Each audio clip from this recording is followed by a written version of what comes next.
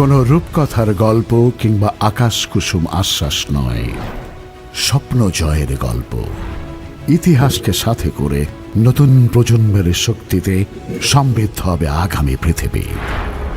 Call Rashek, দেশ বিদেশের নানা জনের গল্পকথন। রাশেক রহমানের প্রথা বিরোধী উপস্থাপনায় সত্য উদযাপন। Call Rashek. Truth be told, truth be celebrated. So, Rashek রহমানের সাথে সংযুক্ত হন ফেসবুক এবং ইউটিউবে শনিবার রাত 11টায়।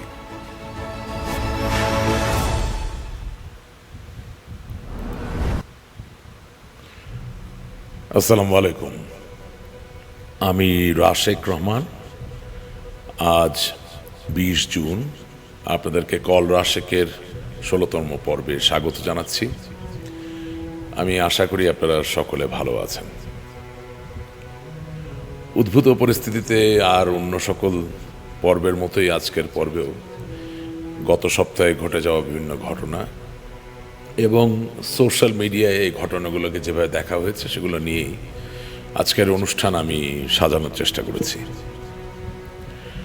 আজকের অনুষ্ঠানের প্রতিপাদ্য আপনারা ইতিমধ্যেই দেখতে পেরেছেন। বাংলাদেশ থেকে বহির্বিশ্বে আক্রমণ এবং আমাদের সংসদ, অর্থাৎ বাংলাদেশ, বাঙালি, বাংলাদেশি পৃথিবীর এখন যেই প্রান্তে যে অবস্থায় আছেন না কেন, বিভিন্নভাবে বিভিন্ন পক্ষ থেকে বিভিন্ন রকম আক্রমণের শিকার হচ্ছেন।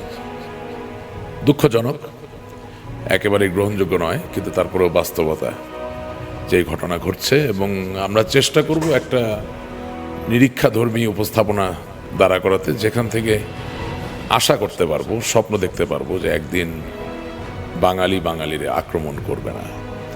আমাদের এই দেশ হবে শান্তির, আমাদের এই দেশ হবে সুন্দরের, আমাদের এই দেশ হবে প্রাপ্তির। আসুন আজকে আমরা শুরু করি। আমার ছোট ছোট কিছু অবজারভেশন আছে ছোটবেলা থেকে।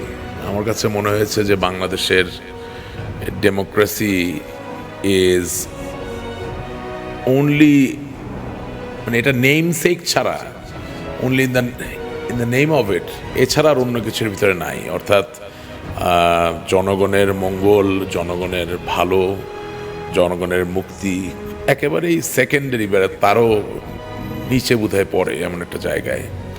তো সেই জায়গা থেকে আজকের এই অনুষ্ঠান সাজানোর জন্যে গত সপ্তাহ ধরে বিভিন্ন সময়ে সোশ্যাল মিডিয়ার বিভিন্ন জায়গায় চোখ রাখছিলাম এবং হঠাৎ করে জনাব হুমায়ুন আহমেদ সাহেবের নাটকের একটি অংশ আমার চোখে পড়ল এবং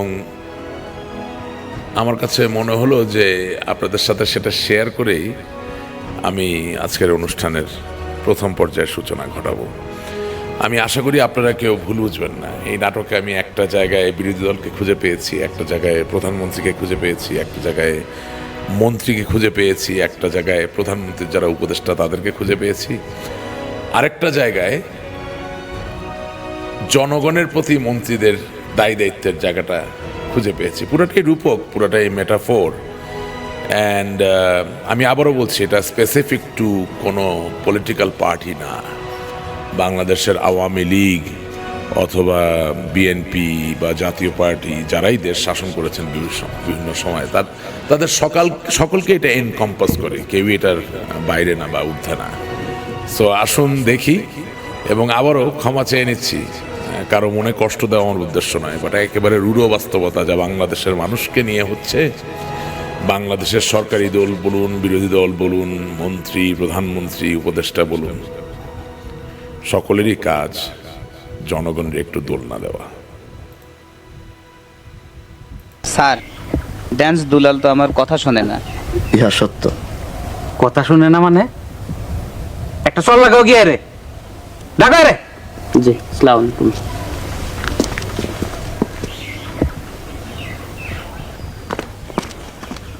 কথা শুনুন না কি জন্য? হ্যাঁ, নায়িকারে নাচ শিখেছো? কি শিখেছো দেখি?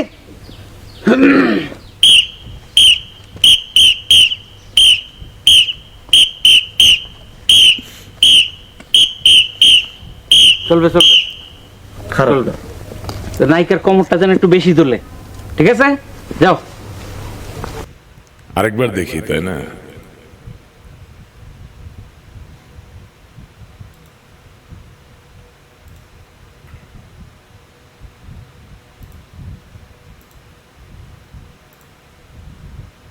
এই,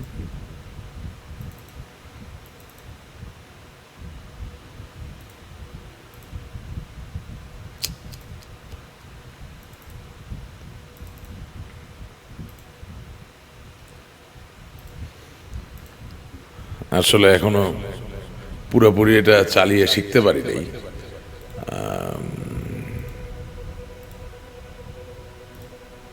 ও, ওকে ওকে, আই গট ইট। ঠিক আছে, আরেকবার দেখে নেই আমরা।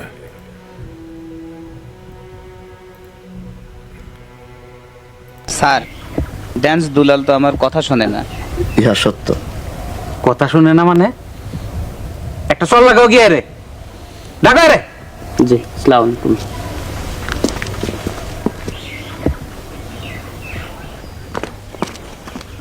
কথা শুনুন না কি জন্য, হ্যাঁ? নায়িকারে নাচ শিখাইছো? কি শিখাইছো দেখি?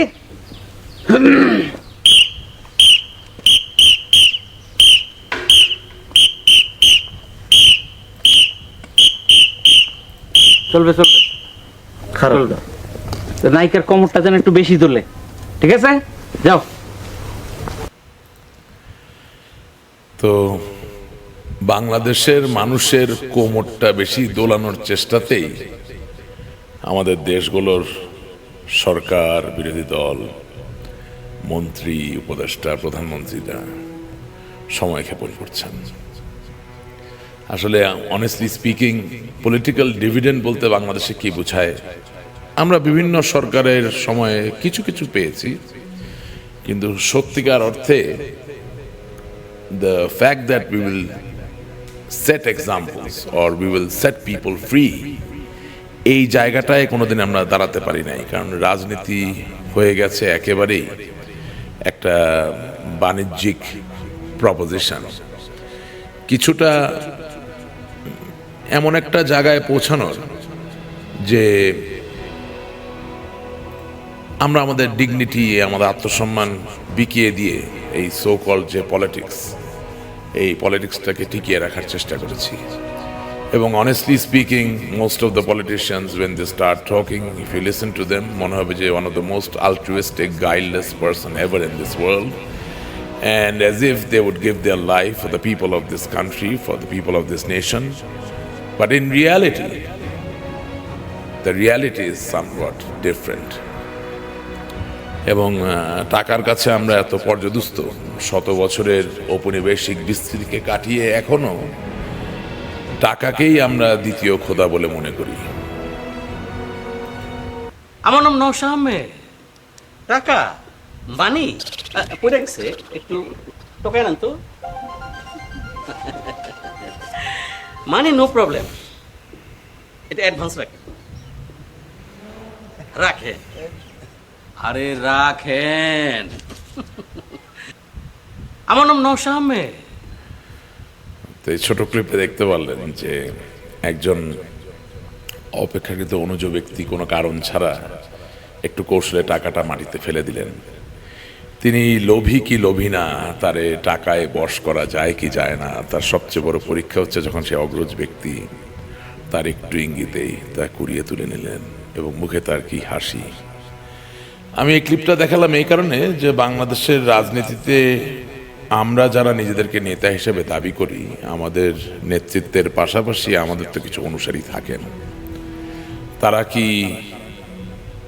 আদর্শে নত হন নাকি টাকায় নত হন? তারা নত যদি হবেনি, তারা কি তাদের বিবেক খুলে রেখে, উন্মুক্ত রেখে নত হন, নাকি শুধুমাত্র এই অর্থপ্রাপ্তি, এই সম্পদের হাতছানির জন্যই নত হন?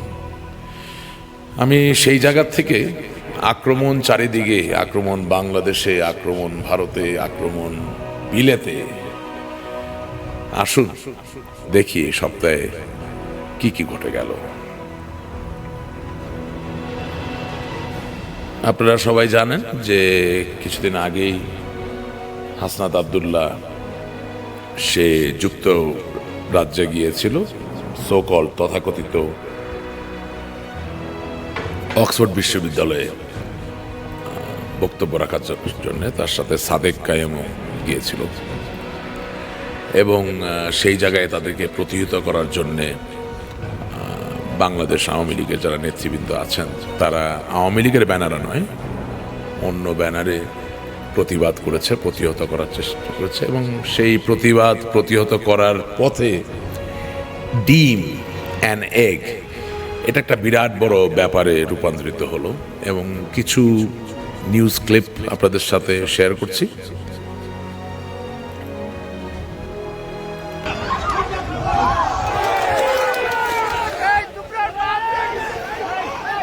এনসিপি নেতা ও সংসদ সদস্য হাসনাত আবদুল্লাহকে কেন্দ্র করে পূর্ব লন্ডনে সংঘাতময় অবস্থা তৈরি হয়েছে। 15 জুন ইস্ট লন্ডন মসজিদ সংলগ্ন মাইদা গ্রিল রেস্টুরেন্টে এনসিপি ইউকে অ্যালায়েন্স আয়োজিত ওই সভায় প্রধান অতিথি হিসেবে অংশ নেন হাসনাত আবদুল্লাহ। ওই সভাকে কেন্দ্র করে বাংলাদেশে কার্যক্রম নিষিদ্ধ আওয়ামী লীগের যুক্তরাজ্য শাখার নেতাকর্মী ও সমর্থকেরা বিক্ষোভ করেন। বিকেল থেকে দুই পক্ষের সমর্থকদের উপস্থিতি বাড়তে থাকে। এক পর্যায়ে এনসিপির সমর্থক ও কর্মীদের লক্ষ্য করে ডিম নিক্ষেপের ঘটনা ঘটে। পরিস্থিতি নিয়ন্ত্রণে আনতে শতাধিক পুলিশ সদস্য মোতায়েন করা হয়। উত্তেজনাকর পরিস্থিতির কারণে নির্ধারিত সময়ের প্রায় 3 ঘণ্টা পরে কঠোর পুলিশি নিরাপত্তার মধ্যে অনুষ্ঠান স্থলে আসেন হাসনাত আবদুল্লাহ। সভা শেষে একইভাবে পুলিশি নিরাপত্তার মধ্যেই তিনি স্থান ছেড়ে যান। সংঘাত সৃষ্টির অভিযোগে এ সময় পুলিশ 3 জনকে আটক করে। আটক ব্যক্তিদের মধ্যে লন্ডন মহানগর আওয়ামী লীগের যুগ্ম সাধারণ সম্পাদক আফসার খান সাদেক রয়েছেন। তবে আটক ব্যক্তিদের বিরুদ্ধে কী ব্যবস্থা নেওয়া হবে সে বিষয়ে পুলিশের পক্ষ থেকে আনুষ্ঠানিক কোনো বক্তব্য পাওয়া যায়নি। এর আগে বিকেলে পূর্ব লন্ডনের রমফোর্ড এলাকায় এলএম পার্কেও উত্তেজনাকর পরিস্থিতির সৃষ্টি হয়। হাসনাত আবদুল্লাহ ও তার সহযোগীদের লক্ষ্য করে ডিম ছোড়া হয়। এতে এনসিপির কেন্দ্রীয় যুগ্ম আহ্বায়ক এহতেশামুল হকের গায়েও ডিম লাগে। পরে এ ঘটনাকে কেন্দ্র করে যুক্তরাজ্য আওয়ামী লীগের দপ্তর সম্পাদক শাহ শামীমের সঙ্গে এনসিপির নেতাকর্মীদের বাগবিতণ্ডা ও হাতাহাতির ঘটনা ঘটে। এ ঘটনার পর এনসিপি ইউকে অ্যালায়েন্স এক বিবৃতিতে অভিযোগ করে আওয়ামী লীগের কিছু কর্মী তাদের নেতা হাসনাত আবদুল্লাহর সফরকে কেন্দ্র করে বিশৃঙ্খলা ও উস্কানিমূলক আচরণ করেছেন। তবে অভিযোগ অস্বীকার করে যুক্তরাজ্য আওয়ামী লীগের যুগ্ম সাধারণ সম্পাদক আনোয়ারুজ্জামান চৌধুরী বলেন, হাসনাত আবদুল্লাহর সফরকে কেন্দ্র করে আওয়ামী লীগের কোনো কর্মসূচি ছিল না। তার দাবি, ধানমন্ডি 32 নম্বরে বঙ্গবন্ধুর বাড়ি ভাঙার ঘটনার প্রতিবাদে কিছু ছাত্র ও তরুণ স্বতঃস্ফূর্তভাবে প্রতিবাদ জানিয়ে থাকতে পারেন।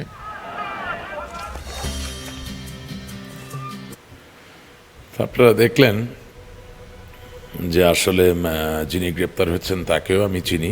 তিনি একজন ত্যাগী নিবেদিত প্রাণ বাংলাদেশ আওয়ামী লীগের নেতা।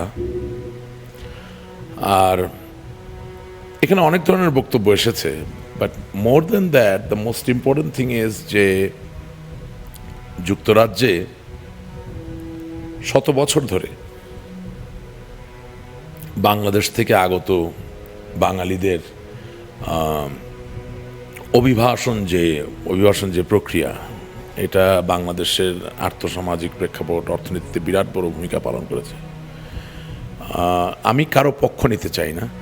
আমি বঙ্গবন্ধু কন্যা জননেত্রী শেখ হাসিনা যখন রাষ্ট্রীয় সফরে যুক্তরাজ্যে যেতেন বেশ কয়েকবার সেখানে গিয়েছি এবং আমি নিজেও ডিমের হামলার শিকার হয়েছি। উনি যে হোটেলে থাকতেন সে হোটেলে প্রবেশ করার সময় অপর সাইড থেকে বিএনপি দলীয় যারা ছিলেন তারা ডিম নিক্ষেপ করেছেন, গালিগালাজ করেছেন এবং এই একই ঘটনাই চলছে।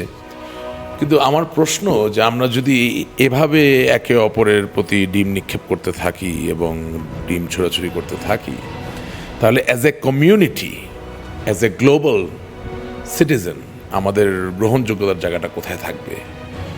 যদি ভিসা অফিসাররা বা যুক্তরাজ্যের যারা নিযুক্ত দূতাবাসে রয়েছেন তারা যদি মনে করে বসেন যে বাঙালি একটা নিউসেন্সের জাতি, একটা গোলযোগ সৃষ্টিকারী জাতি, সেই ক্ষেত্রে আমাদের ছেলে মেয়ে যারা পড়ালেখা করতে যায়, ব্যবসা বাণিজ্য নিয়ে যেতে যায়, আত্মীয় স্বজনের সূত্র ধরে সেখানে অভিবাসন প্রক্রিয়া সম্পন্ন করতে চায়, তাদের ভবিষ্যতে কি হতে পারে, আমার মনে হয় এটা চিন্তা করা দরকার। এক আর 2 নাম্বার, আপনি দেখেন, আমি আরেকটা ক্লিপ আপনাদেরকে দেখাচ্ছি।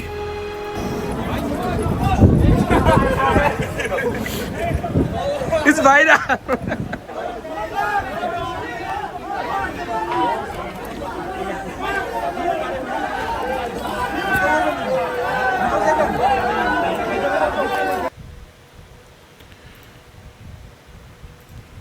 কিছুটা ব্যাপারগুলো হাস্যস্কর হয়ে যাচ্ছে। আসলে এটাও আমাদের মনে রাখা দরকার যে প্রতিবাদ তো হবে গাম্ভীর্য পরিপূর্ণ, প্রতিবাদ হবে গভীর, প্রতিবাদ হবে গম্ভীর, প্রতিবাদ হবে দৃঢ়, প্রতিবাদ হবে সাহসী, প্রতিবাদ হবে দৃষ্টান্তমূলক, প্রতিবাদ হবে এমন যাকে রূপক হিসাবে, মেটাফোর হিসাবে যুগ থেকে যুগান্তরে ব্যবহার করা যায়। আমি ডিম ছোড়ার বিরুদ্ধে চালনা করতে চাই না, গালিগালাজ, প্রতিবাদ, মিছিল, কোনো কিছুর প্রতিবাদ করতে চাই না, কিন্তু প্রতিবাদের একটা ত্রিমাত্রিক ব্যাপার রয়েছে। সেটাকে একেবারে অবজ্ঞা করে গিয়ে শুধুমাত্র ডিম ছোড়াছড়ি, পুলিশ গিয়ে সেই ডিম উদ্ধার করে নিয়ে আসছে, এটা আমাদের কতটা ভারী বানায় বা আমাদের কতটুকু হালকা করে ফেলে, এটা আমাদের চিন্তা করার বিষয় আছে। দেখেন, আমি একজন রাজনৈতিক কর্মী, আমার বিএনপি জামাতের কাছে কিছুই চাওয়ার নাই। তাদের কাছে কি পাওয়া যাবে, কি হতে পারে, সেটা সম্বন্ধে আমার খুব ভালো ধারণা আছে। কিন্তু আমার চাওয়া, আমার প্রাপ্তির জায়গা, আমার প্রাণ প্রিয় ভালোবাসার দল আওয়ামী লীগের কাছ থেকে। এবং আমি এখন একটা ক্লিপ আপনাদের সাথে শেয়ার করব, এবং এই ক্লিপটা দেখার পরে আমি কয়েকটা কথা বলবো। তার জন্য আমি কিছু গালিগালাজের শিকার হতেই পারি, বাট আমি যেটা মন থেকে বিশ্বাস করি সেটা আমি বলার চেষ্টা করছি।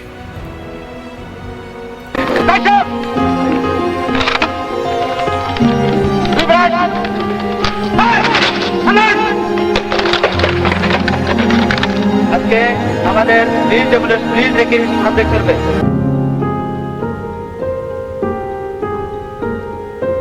সজ্ঞানে সুস্থ শরীরে শপথ করিতেছি যে আমি আমার প্রাণের বিনিময়ে হইল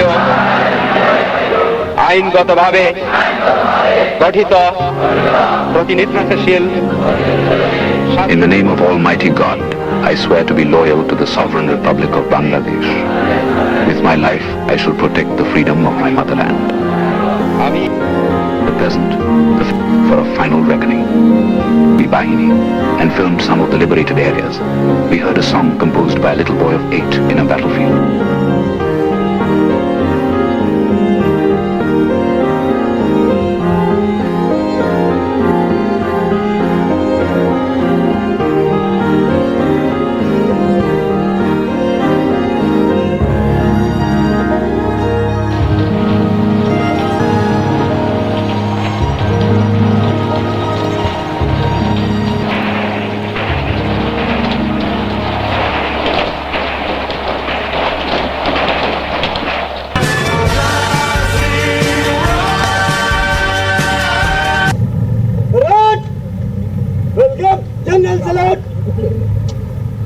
General Salute! Present!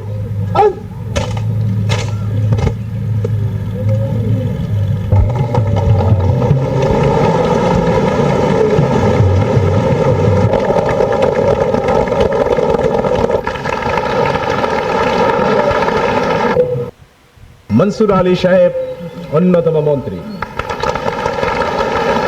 जनाब कमरुज्जामान साहेब अन्यतम मंत्री, मंत्रिमंडलीर संगे परामर्शक्रमे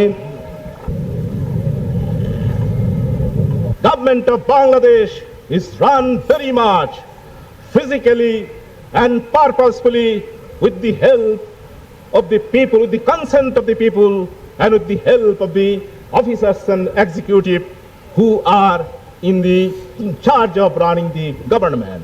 So I request my foreign journalist friend to convey this fact and truth to their respective countries so that there may be a realization that the government of Bengal is not in paper, not in dream, not a myth, it is a reality.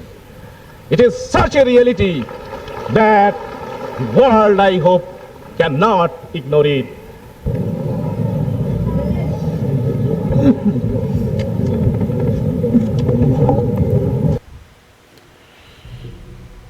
আমি এই ক্লিপটা দেখালাম এই কারণে, আপনারা দেখেছেন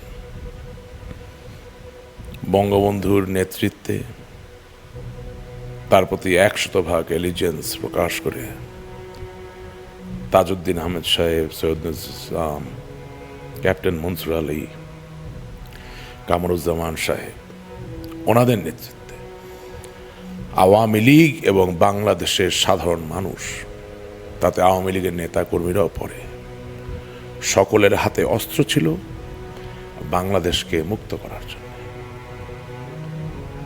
এবং এই হাতে অস্ত্র, এই বুকে বল গড়ে তোলার জন্যে বাঙালিদের সাথে নিয়ে বঙ্গবন্ধু শেখ মুজিবুর রহমান, তার নেতারা, তার সহযোদ্ধারা বছরের পর বছর, যুগ যুগ ধরে বাঙালির হাতের কলম, বাঙালির কণ্ঠকে অস্ত্র হিসাবে ব্যবহার করেছেন। আপনারা ডিম মারতে চান, ডিম মারেন, সেটা আপনাদের ব্যাপার, কিন্তু আমাদের কলম কোথায়? যেই কলম বাংলাদেশ আওয়ামী লীগের বাংলাদেশের রাজনীতিতে তার প্রাসঙ্গিকতা, তার প্রয়োজনীয়তার কথা প্রকাশ করবে। আপনার কলম কি বাইরের দেশে মপ করে কেউ ভেঙে দিতে পারবে? আমাদের সেই কলম কোথায়? আপনার ওই কণ্ঠ কোথায়? যদি হাসনাত আব্দুল্লাহ আর যদি সাদিক কায়েম অক্সফোর্ড ইউনিয়ন হোক, অক্সফোর্ড বিশ্ববিদ্যালয়, যেই জায়গায় হোক, যদি যেতে পারে, আপনি কেন পারবেন না? যেখানে গিয়ে সদর্পে আপনি বাংলাদেশ আওয়ামী লীগ বিশ্ব মানবতার জন্যে, বিশ্ব শান্তির জন্যে, আঞ্চলিক নিরাপত্তার জন্যে, বাংলাদেশের বাঙালির জন্যে প্রয়োজন প্রাসঙ্গিক কথা বলতে পারবেন। আপনি হাতে ডিম না নিয়ে একজন মানুষ হিসাবে, আপনি যদি ব্রিটিশ নাগরিক হয়ে থাকেন, আপনাকে তার ইংল্যান্ড থেকে বের করে দেওয়া যাবে না। আপনি মানববন্ধন তৈরি করে তার সামনে গিয়ে দাঁড়িয়ে যেতে পারছেন না কেন?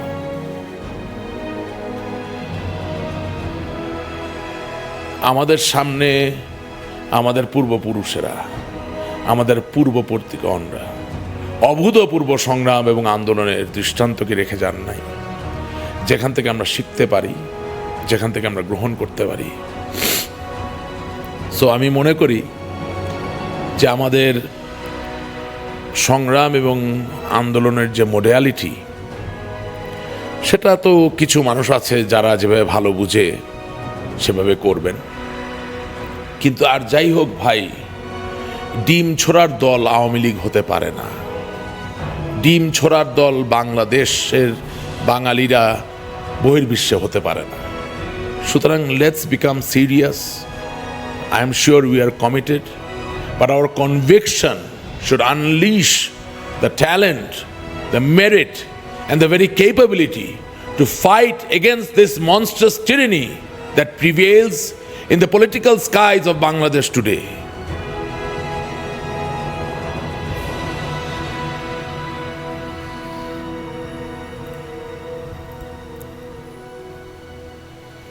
এখন একটু ফিরে আসি বাংলাদেশের কাছাকাছি, যুক্তরাজ্য তো সুদূর ইউরোপে।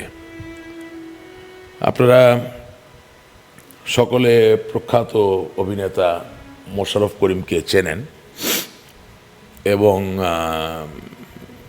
আমিও তাকে চিনি। অসম্ভব ট্যালেন্টেড একজন গুণী শিল্পী, এবং আমি মনে করি বাংলাদেশের অভিনয়ে সে অমোচনীয় একটি ছাপ রাখতে পেরেছে ইতিমধ্যে। ঢোকার আগে আপনার তো এমনিতেই মরা ছাপ রাখতে পেরেছেন। আসলে হয়েছে কি, আমি তো নিজেই এই অনুষ্ঠানটা প্রডিউস করি, আমার সাথে আমার সহযোগী থমাস আরঙ্গ আছে, সেও হেল্প করে, বাট আমরা এখনও এই টেকনোলজির সাথে নতুন, সো মাঝে মাঝে ভুল ত্রুটি একটু হয়। তা আসুন, মোশাররফ করিমের কিছু নোটওয়ার্দি কাজ দেখে আমরা এই সপ্তাহে তাকে নিয়ে কি ঘটলো, কি গুজব বা কি আলোচনা, সেই জায়গায় যাব এবং আরও সম্প্রসারিত আলাপ করবো ইনশাআল্লাহ। ঢোকার আগে আপনার কথা কয়ে লই, আপনার তো এমনিতেই মরা না, মানে কইতেছি যে রোগ আর সুটকা একটু দুর্বল না, অসুস্থ তো আপনারা, বুঝছেন না? ওইখানে গিয়ে এমন একটা ভাব ধরবেন যেন আপনারা আরো অসুস্থ, আরো রোগ, আরো দুর্বল। জিম মারা মুরগি আছে না, ওইরকম মুরগি মতো জিম মেরে পড়ে থাকবেন। তাতে লাভ কি? লাভ শুনেন, এই জীবনে কত বড় টাকা নোট দেখছেন? বড় টাকা লুট দেখিই নেই। দেখেন না তো না, আজকে দেখবেন, খালি মাথাটা ঠিক রাখেন। আসেন হারুমিয়া, আসেন ভাইরা। ইনি হলেন হারুমিয়া, একজন অসহায় দুর্বল মানুষ, ভূমিহীন, ভিটামাটিহীন, সামনে মরণ ছাড়া তার কোনো উপায় নাই। তাকে এখন নতুন জীবন দান করবেন এ যুগের হাতেম তাই আমাদের প্রাণপ্রিয় ভুট্টু ভাই।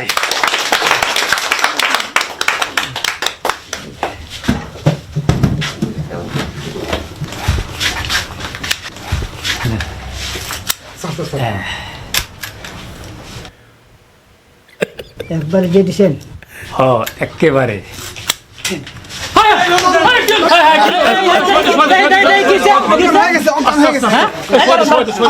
মাথায় পাইন দাও, মাথায় পাইন দাও, মাথায় পাইন দাও। নাম শেষ। আমরা সকল মানুষের পক্ষে এবং আমাদের দেশে কি তুই দেখিস নাই? ও পাখিটা এত দেরি লাগে কেন তো বুঝতে? উমা কত সুন্দর। ওটা আমার। একদম বাজে কথা বলবি না, ওটা তোর হয় কি করে?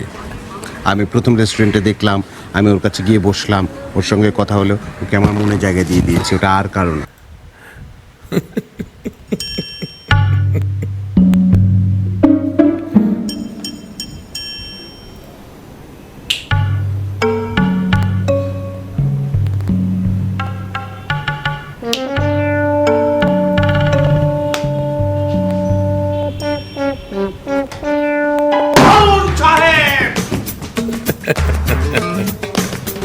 এখানে কি হচ্ছে হারুন সাহেব?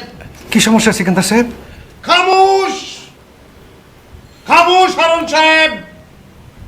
আপনি আবার বলছেন সমস্যা, সমস্যার কথা বলছেন কেন আপনি? আমি তো কিছু বুঝতে পারছি না। কেন আপনি কেন বুঝবেন না? হ্যাঁ, অফিস না এটা? অফিসটালে আপনি বেডরুম বানিয়ে ফেলেছেন আপনি, আবার বলেন বুঝেন না?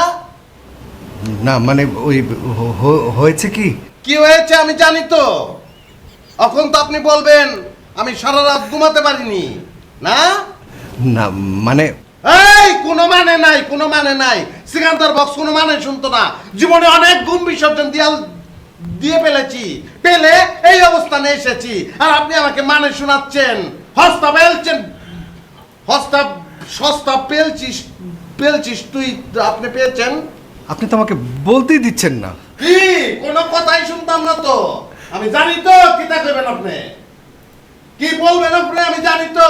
আপনি এখন বলবেন যে রাতে স্ত্রীর সঙ্গে আপনার মনোমালিন্য হয়েছে, রাস্তায় বের হয়ে গেছেন, সারা রাত ঘুমাতে পারেন নাই। আরে হারুন সাহেব,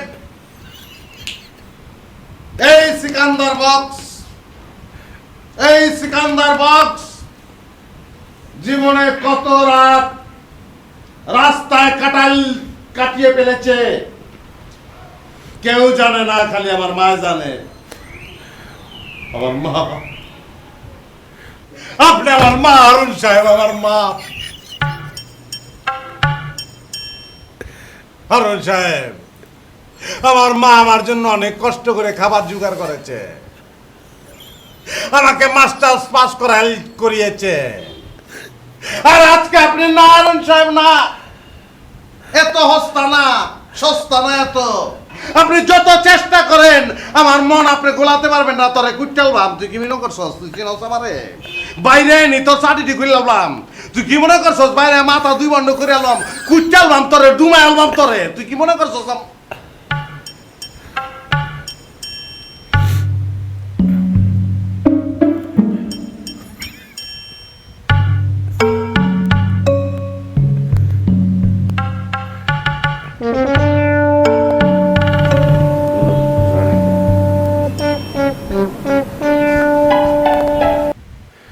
As you can see, he's a great artist. মানে এত কমিক রিলিফ, এত হিউমার, এত উইট। অফকোর্স মানে great credit goes to the script writer, to the director, but then again naturally he is super. এবং তার সাথে আমার ব্যক্তিগতভাবে কথা হয়েছে, প্রচণ্ড পরিশ্রম করে আজকে এই জায়গায় তিনি এখানে এসেছেন। তিনি আমার প্রাণপ্রিয় মিঠাপুকুর রংপুরে গিয়েছিলেন এবং আমি নিজে চোখে দেখেছি যে লক্ষ লক্ষ মানুষ তাকে কিভাবে ভালোবাসে এবং তার যে অভিনয়ের শৈলী তাকে কিভাবে তারা ধারণ করে, কিভাবে তারা উদ্বেলিত হয়, বিনোদিত হয়, আনন্দিত হয়। এখানে আসার একটা বড় কারণ হচ্ছে রাশেক ভাই, তার কারণে আসা এবং আপনাদের জন্য আসা। আর অনেক অনেক গুণ সম্বলিত একজন মানুষ, চমৎকার গান করেন এবং নিঃসন্দেহে যে জায়গাটায় ওনার থাকার কথা সেখানে আমি আছি, অনেক সুদর্শন। অভিনয়টা ওনারই করার কথা, কিন্তু অভিনেতা উনি হবেন না, উনি নেতা। এবং ওনাদের কাছে আমাদেরও চাওয়া, আমরা সেটাই তো চাই আসলে, আমাদের সংস্কৃতিকে এগিয়ে নিয়ে যাবে, আমাদের জনজীবনকে এগিয়ে নিয়ে যাবে, আমাদের জাতিকে এগিয়ে নিয়ে যাবে, সেই চাওয়াটা আছে। এবং ওনার লক্ষ্য ডেফিনেটলি অনেক বড়, আমাদের চেয়ে অনেক বড়। এবং আই এম হ্যাপি, ওনার সঙ্গে আজকে অনেকক্ষণ মিশলাম, অনেকক্ষণ কথা বললাম, ভীষণ ভালো লাগলো। এবং আপনাদেরও নিশ্চিতভাবে বিশাল জনগোষ্ঠী দেখেই বোঝা যাচ্ছে যে আপনাদের ভীষণ পছন্দের মানুষ উনি। তো এবং উনি কিন্তু ওই দিন আমাকে বহু সময় ধরে, তাকে প্রথমে সে অভিনয় করার জন্য যখন বিভিন্ন দলের সাথে যুক্ত হলো, তারা কেউই কিন্তু প্রথমে তাকে সুযোগ দিচ্ছিল না। এবং আমি খুব বেশি ইলাবোরেট করব না, বরঞ্চ অভিনয়ের থেকে তাকে দিয়ে অন্যান্য কাজকর্ম করানোর একটা টেন্ডেন্সি ছিল। এবং he did not get anybody's support, he is a self made man, সে নিজেকে নিজে তৈরি করেছে। এবং অভিনয় করেও যে শুধু অভিনয়ে গ্রেট বা সাকসেসফুল শুধু ওইটা না, অর্থনৈতিকভাবেও সফল হওয়া যায়, এটা একটা ভালো দৃষ্টান্ত, নমুনা তিনি সৃষ্টি করতে পেরেছেন। And he is a very professional person. তো আমি সেই জায়গা থেকে মনে করি যে আমার কাছে কয়েকটা জিনিস পরিলক্ষিত হলো। তো আসুন আমরা দেখি কি কারণে আজকে আমরা মোশাররফ করিমকে নিয়ে কথা বলছি এবং এর সূচনা কোথা থেকে হলো। আমরা সকল মানুষের পক্ষে এবং আমাদের দেশে যে অবস্থা বর্তমানে সৃষ্টি হয়েছে, তাতে আমরা আসলে ঘরে বসে থাকার মতো অবস্থায় নাই। আমরা শান্তি চাই, আমরা রক্ত দেখতে চাই না।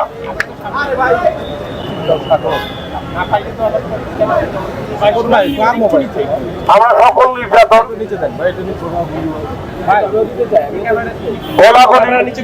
হত্যা, রক্ত এগুলো দেখতে চাই না, এগুলোর বাইরে আমরা থাকতে চাই, আমরা শান্তি চাই। আমি আজকে সাধারণ মানুষ এবং সবাই সাধারণ মানুষ। সোজা কথা হচ্ছে আমরা শান্তি চাই, আমরা রক্ত দিতে চাই না। আমার আসলে মোবাইলে এইসব জিনিস দেখতে দেখতে আমি অসুস্থ বোধ করছি মানসিকভাবে, শান্তি চাই। ছাত্রদের উদ্দেশ্যে কিছু বলবেন কিনা? কি বলবো, আন্দোলন চলমান চলছে, শেষ কোথায়? আমি জানি, আমি তো আমি আমার চাওয়াটা আমি বললাম, আমি এটাই চাই। যারা স্টেপ দিচ্ছে তাদেরকে অনেককে রাজাকার হিসাবে এরকম আখ্যায়িত করা হচ্ছে। না, আমরা তো, আমিও তো অনেককেই অনেক কিছু বলতে পারি, হ্যাঁ, কিন্তু ব্যাপার হচ্ছে যে সেগুলো তো সিদ্ধ হতে হবে, এগুলো তো প্রমাণিত হওয়ার ব্যাপার, তাই না? এই বলতে পারি না আমরা, মানে কোনো প্রমাণিত সত্য আমার হাতে না থাকলে। আপনাদেরকে দুটো ক্লিপ দেখালাম। এটা জুলাই আগস্টের আন্দোলনের সময় মোশাররফ করিম যখন রাস্তায় নেমে আসে এবং একটা হ্যান্ড মাইক দিয়ে তার বক্তব্য, এবং পরবর্তীতে সাংবাদিকরা তার কথাগুলো নেওয়ার চেষ্টা করে। তিনি বলেছেন তিনি রক্ত দেখতে চান না, তিনি ভায়োলেন্স দেখতে চান না। তো তাহলে জুলাই আগস্টে কি রক্ত ছিল কি ছিল না, প্রশ্ন হচ্ছে সেটা। জুলাই আগস্টে কি রাস্তায় ভায়োলেন্স হচ্ছিল কি হচ্ছিল না, কে কার পক্ষে, কে সঠিক কে ভুল, সেটা অন্য জায়গায়। কিন্তু প্রশ্ন হচ্ছে যে জুলাই আগস্টের আন্দোলন চলাকালীন সময়ে ভায়োলেন্স প্রিভেল করছিল কিনা, রক্তপাত হচ্ছিল কিনা, মানুষ মৃত্যুবরণ করছিল কিনা, পুলিশ, সাধারণ মানুষ সকলেই রক্ত দিয়েছে, সকলে মৃত্যুবরণ করছিল, আহত হচ্ছিল।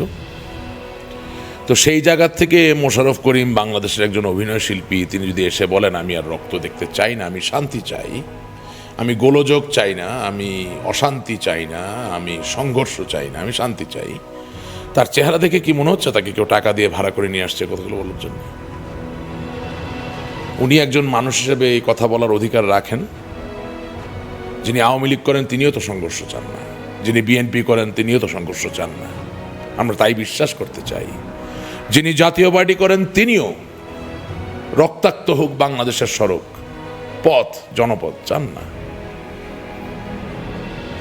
এখন একজন ব্যক্তি তার মনোবাঞ্ছা, মনের ইচ্ছা প্রকাশ করার কারণে জাতীয় শত্রুতে রূপান্তরিত হবেন, আমার কাছে ঠিক যুক্তিসঙ্গত মনে হয় না, জিনিসটা বোধগম্য হয় না। এবং একটা জিনিস খেয়াল করে দেখবেন যে সাংবাদিকরা তাকে উস্কানোর চেষ্টা করেছে, একবারও সেই জায়গায় তারা সফল হননি। তিনি তার জায়গায় খুব পরিষ্কার ছিলেন যে ভাই আমি মানুষ, আমি সাধারণ মানুষ হিসাবে গোলযোগ দেখতে চাই না, রক্ত দেখতে চাই না, আমি মোবাইলে যে বিভৎস দৃষ্টি দেখছি, যে দৃশ্য দেখছি সেটা আমি দেখতে চাই না।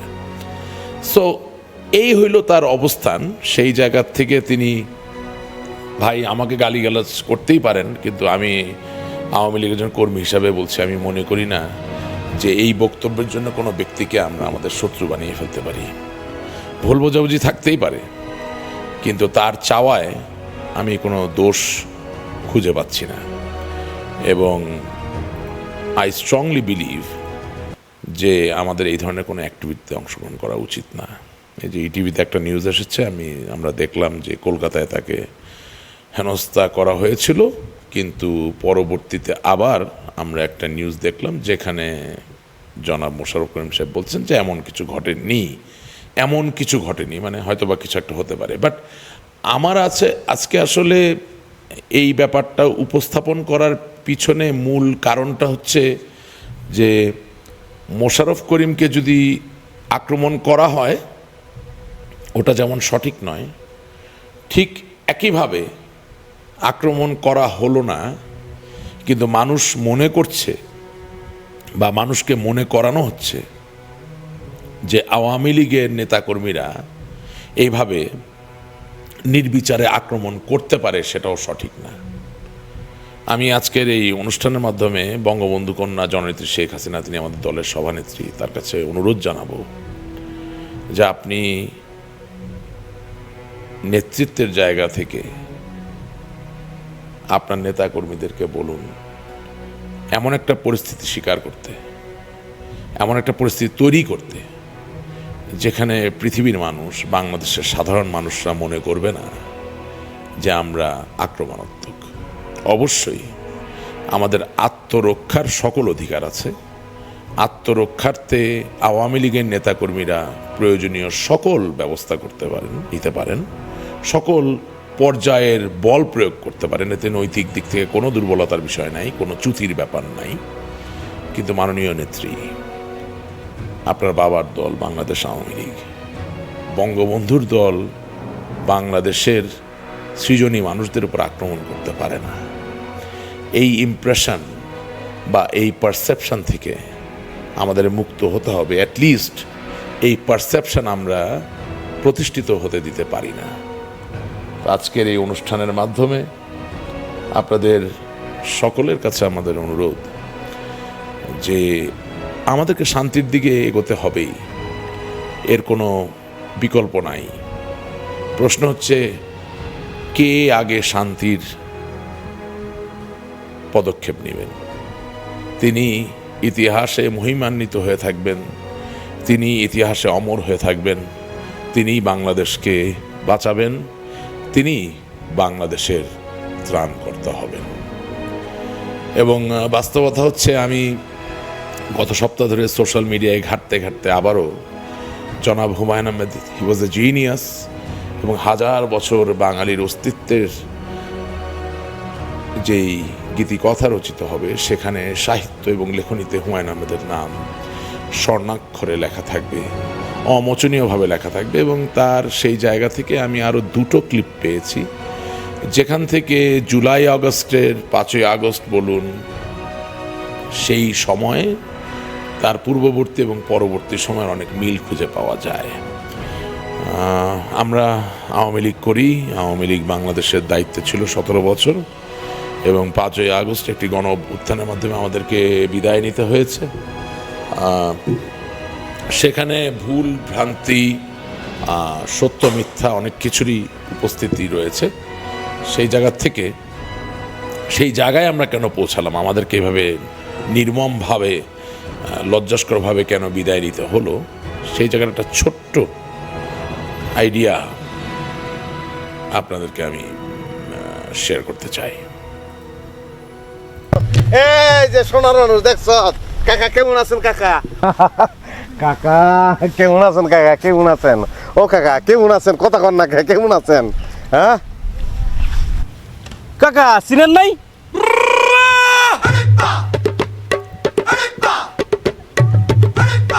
করইতলার হেলাল ফকিরের নাতি, বিদেশে থাকে, এবার চিনছেন না?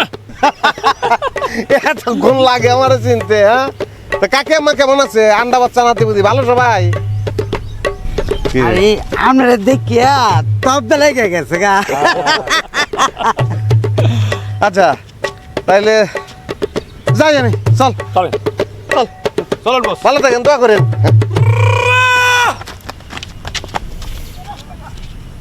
চাচা, আমরা এত কিছু কইলাম, আপনি ভালো মন্দ কিছুই কইলেন না। বাবা আমি তো বেড়ে দিয়েছি, আমি তো এলাকার না, আমি কি করবো? এই যে সোনার মানুষ দেখছ, কাকা কেমন আছেন? কাকা কাকা আপনারা মোশাররফ করিমের এই ক্লিপটা দেখলেন। আমি এটা দেখালাম এই কারণে যে 5ই আগস্টের আগে দীর্ঘদিন ধরে আমাদের এমন একটা অবস্থা হয়েছিল যে কে যে আমার কাকা, কেন যে আমার কাকা, আর তারে কেন যে আমি কাকা বলি, আর কাকা হিসেবে তার কাছ থেকে কেন যে কাকার ব্যবহার আশা করি, সেটাও আমরা জানতাম না। তিনি কি আমাদের, তিনি কি অন্য কারো, তিনি কি অন্য কোথাও থেকে? We were totally devoid of reality and more over so. এর ক্লিপের শেষ অংশটা দেখাইনি, সময়ের সংক্ষেপ যেহেতু এই জন্যে। সেখানে আবার মোশাররফ করিম জিজ্ঞাসা করছে কাকা কি বলল, তো সেখানে কিছু চাটুকারের দল বলল যে কাকা বলল যে এই ছেলেকে ছোট দেখছিলাম, এত বড় রাজপুত্রের মতো হয়ে গেছে, চিন্তাও করা যায় না। অথচ আপনারা ক্লিপে দেখলেন যে কাকা আমাদের ওই গ্রামেরই না, তাকে সে চেনেও না। সুতরাং তৈলমর্দন, চাটুকারিতা, চিকেনারি, পারচারি, তঞ্চকতা, এগুলোর মধ্য দিয়ে আমাদের সময় কাটতে কাটতে আমরা জুলাই অগাস্ট দ্বারা আক্রান্ত হয়ে গেছি। আর এও বাস্তবতা যে আমাদের জুলাই অগাস্টে অনেকে ছিলেন যারা আওয়ামী লীগের নেতাকর্মী, তারাও খুব আন্তরিকভাবে যেটাকে প্রতিহত করার জন্য নামছেন তা না, কারণ তাদের ভিতরে আসলে কিছুটা অভিমান কাজ করেছে। এবং আমি আমার বিভিন্ন টক শোতে আমি বলার চেষ্টা করি কেন তারা অভিমানী ছিল, কেন তারা সংক্ষুব্ধ ছিল। সেটারও একটা প্রতীকী জায়গা। মরহুম কাদের সাহেব খুবই ভালো অভিনেতা ছিলেন, তিনি মারা গেছেন কোভিডের সময়। তার একটা ছোট ক্লিপ আপনাদেরকে আমি দেখাচ্ছি যে অনেক সময় অভিমান করে কিন্তু মহাবিপদও আসতে পারে। I hope you will enjoy this clip. কই যাবেন স্যার? চিটাগাং। চিটাগাং রিক্সা করে? হ্যাঁ রিক্সায় করে। তোমার কোনো অসুবিধা আছে? যে না, অসুবিধা নাই, ধীরে সুস্থে লয়ে যাবো, 2-3 মাস লাগবে। স্টুপিড। গাল দিলেন? না, তোমাকে গাল দেইনি, নিজেকে দিয়েছি। আমি হচ্ছি স্টুপিড নাম্বার 1। পরিবারের সাথে ঝগড়া হয়েছে? ইয়েস। ভাই সাহেব, এই একটা জায়গাত গরিব ধনী সমান, পরিবারের লোকে ঝগড়া আমার জিন্দগিটা বরবাদ করে ফেলছে। আজ ঠিক করছি রিক্সা হচ্ছে ট্রাকের সামনে পড়ে গেল, তারপর যাওয়া আবার হইব। এই আস্তে, এই দেখ, আস্তে চালাও। আর আস্তে চালাও। আরে ধীরে সুস্থে চালাও। কোনো থামাথা নেই। আজকে আপনার দশা আমার দশা এই কারণে।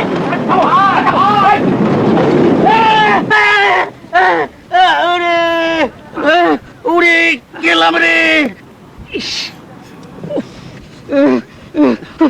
তুমি দেখে ডেঞ্জারাস লোক। আপনি লোক একটু মস্করা করে। ভাইজান, ভাইজান লঞ্চ চা খাই। বেটা তোকে আমি খুন করে ফেলবো। করেন ভাইজান, খুন করে হালান, জীবনের মতো তাহলে বাঁচতে যাই।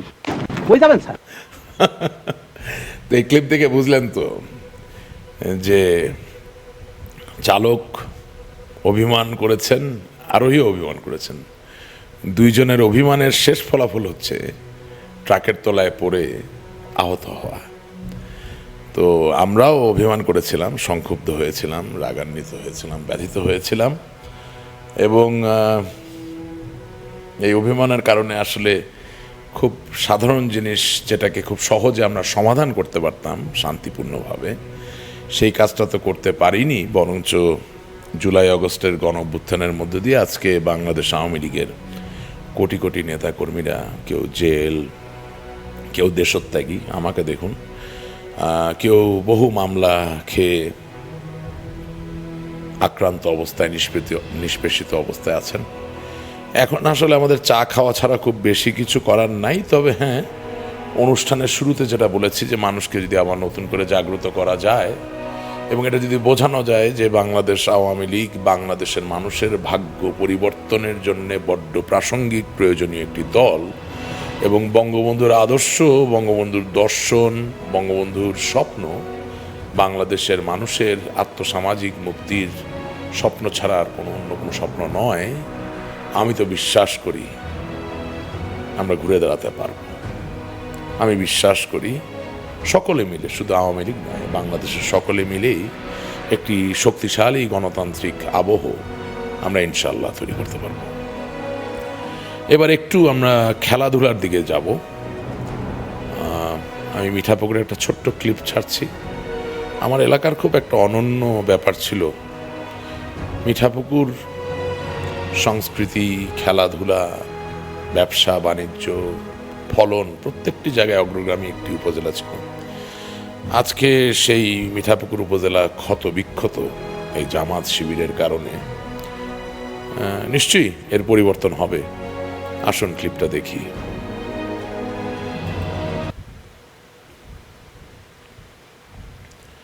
মিঠাপুকুরে কিশোরীদের ফুটবল খেলা প্রায়ই হতো এবং আমি তাদের পৃষ্ঠপোষকতা করার চেষ্টা করতাম, সেটা কিশোর কিশোরী উভয়ই।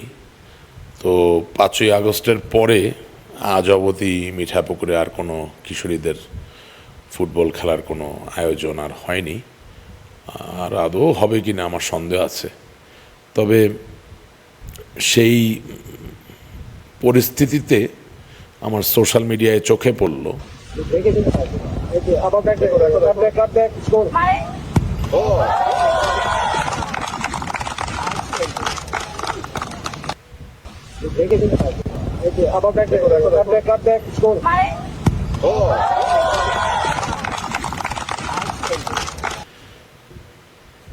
বাংলাদেশের বর্তমান প্রধানমন্ত্রী জনাব তারেক জিয়া, ওনার কন্যা জাইমা রহমানের গোল করা ফুটবল খেলা।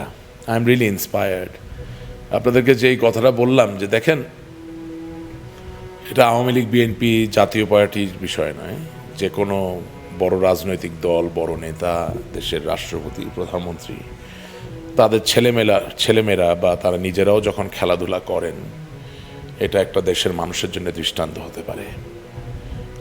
প্রথমত I thank from the bottom of my heart Zaima রহমানকে for being so prompt, spontaneous and sporty. Number 2, for being a good sportswoman. আর নাম্বার 3, আমি বিশ্বাস করি এই সোশ্যাল মিডিয়ার ক্লিপটা সমস্ত বাংলাদেশের মানুষদেরকে খেলাধুলার প্রতি আরও আকৃষ্ট হয়, সহযোগিতা করবে। এবং একই সাথে মিঠাপুকুরে কিশোরীদের যে ফুটবল হারিয়ে গেছে, বাংলাদেশে নারীদের ফুটবল যে হারিয়ে যাওয়ার উপক্রম হয়েছিল, সেই জায়গা থেকে আমরা ফিরে আসতে পারবো। নারীদের ক্রীড়া অঙ্গনে অংশগ্রহণ করার ব্যাপারটাকে আমরা ফিরিয়ে আনতে পারবো। আমি আমার কিশোর বয়স থেকে আই বিন এ শুটার, আমি শুটিং রেঞ্জে যেয়ে শুটিং করতাম এবং আমি দেখতাম যে বাঙালি নারী শুটাররা দে ওয়ার গুড শুটার্স, এবং তারা সারা বিশ্বে যে তাদের যে ক্রীড়া নৈপুণ্যতা দেখানোর চেষ্টা করতেন। তারা গ্রেট গলফার্স, ক্রিকেটাররা তো আছেন, Shakib Al Hasan is like a younger brother to me. তো আমি সব কিছু মিডিয়ে মনে করি যে অনেক খারাপের মাঝেও ভালো ভালো কিছু জিনিস খুঁজে পাওয়া যায় এবং এগুলো আমাদের প্রমোট করা দরকার, এদেরকে আমাদের উৎসাহিত করা দরকার। আমি দেখলাম যে ফেসবুকে জাইমা রহমানের ফুটবল খেলা নিয়ে অনেক ট্রল করছেন। Please don't do that, please don't be a mean soul. আপনারা এই ছোট মনের পরিচয় দিবেন না, প্লিজ ডোন্ট ডু দিস। আর তার থেকেও বড় কথা কি, যে গত 20 বছর ধরে একটা চল শুরু হয়েছে, আমরা নেতাদের ঘরের ভিতরে ঢুকে যাওয়ার চেষ্টা করি। আপনি নেতাদের ছেলেমেয়েদেরকে আল্লাহর ওয়াস্তে মাফ করেন, তাদের একটা নিজস্ব জীবন আছে, তাদের একটা নিজস্ব ভুবন আছে। আপনার নিজের ছেলে মেয়েকে নিয়েও অনেক আজে বাজে কথা বলা যেতে পারে। We can't do that. And if you do that, তাহলে যেটা হবে যে ভবিষ্যতে বাংলাদেশের আর কোনো মানুষ রাজনীতি করতে আসবে না।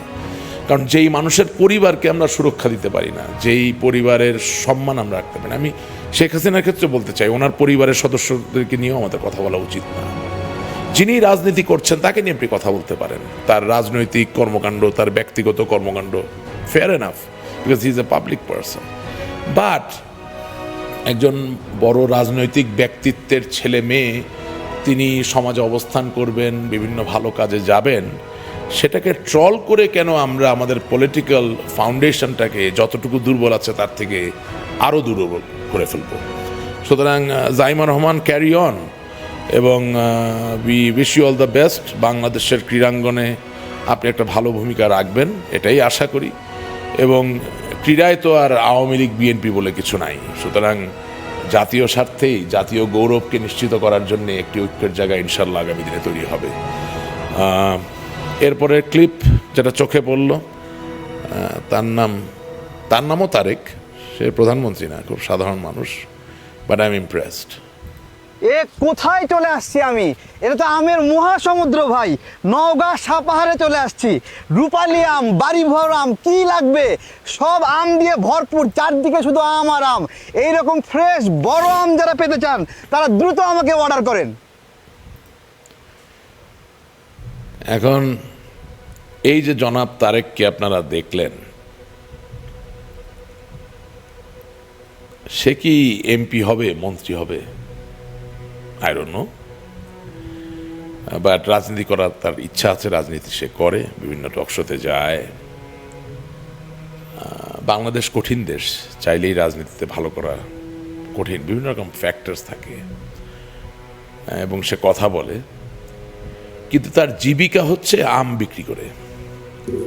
এবং আমি নিজে দেখেছি যে বাংলাদেশের বিভিন্ন টিভি চ্যানেলে তার এই আম বিক্রি করার ব্যাপার নিয়ে বেশ ঠাট্টা মশকরা, তাকে নিয়ে জোক করা হয়েছে, তাকে ছোট করা হয়েছে।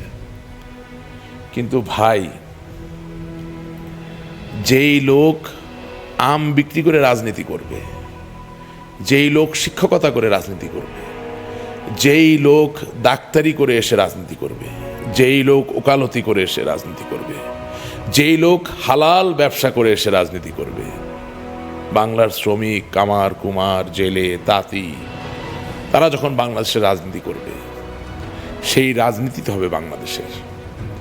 যিনি চুরি করার জন্য রাজনীতি করেন, যিনি চুরি করে এসে রাজনীতি করেন, যিনি চাঁদাবাজি করার জন্য রাজনীতি করেন, যিনি চাঁদাবাজি করে এসে রাজনীতি করেন, যিনি ভূমিদস্যু রাজনীতি করতে আসেন, আমরা তাদেরকে আর কতকাল তালি দিব? আমরা তাদেরকে আর কতকাল বাহবা দিব?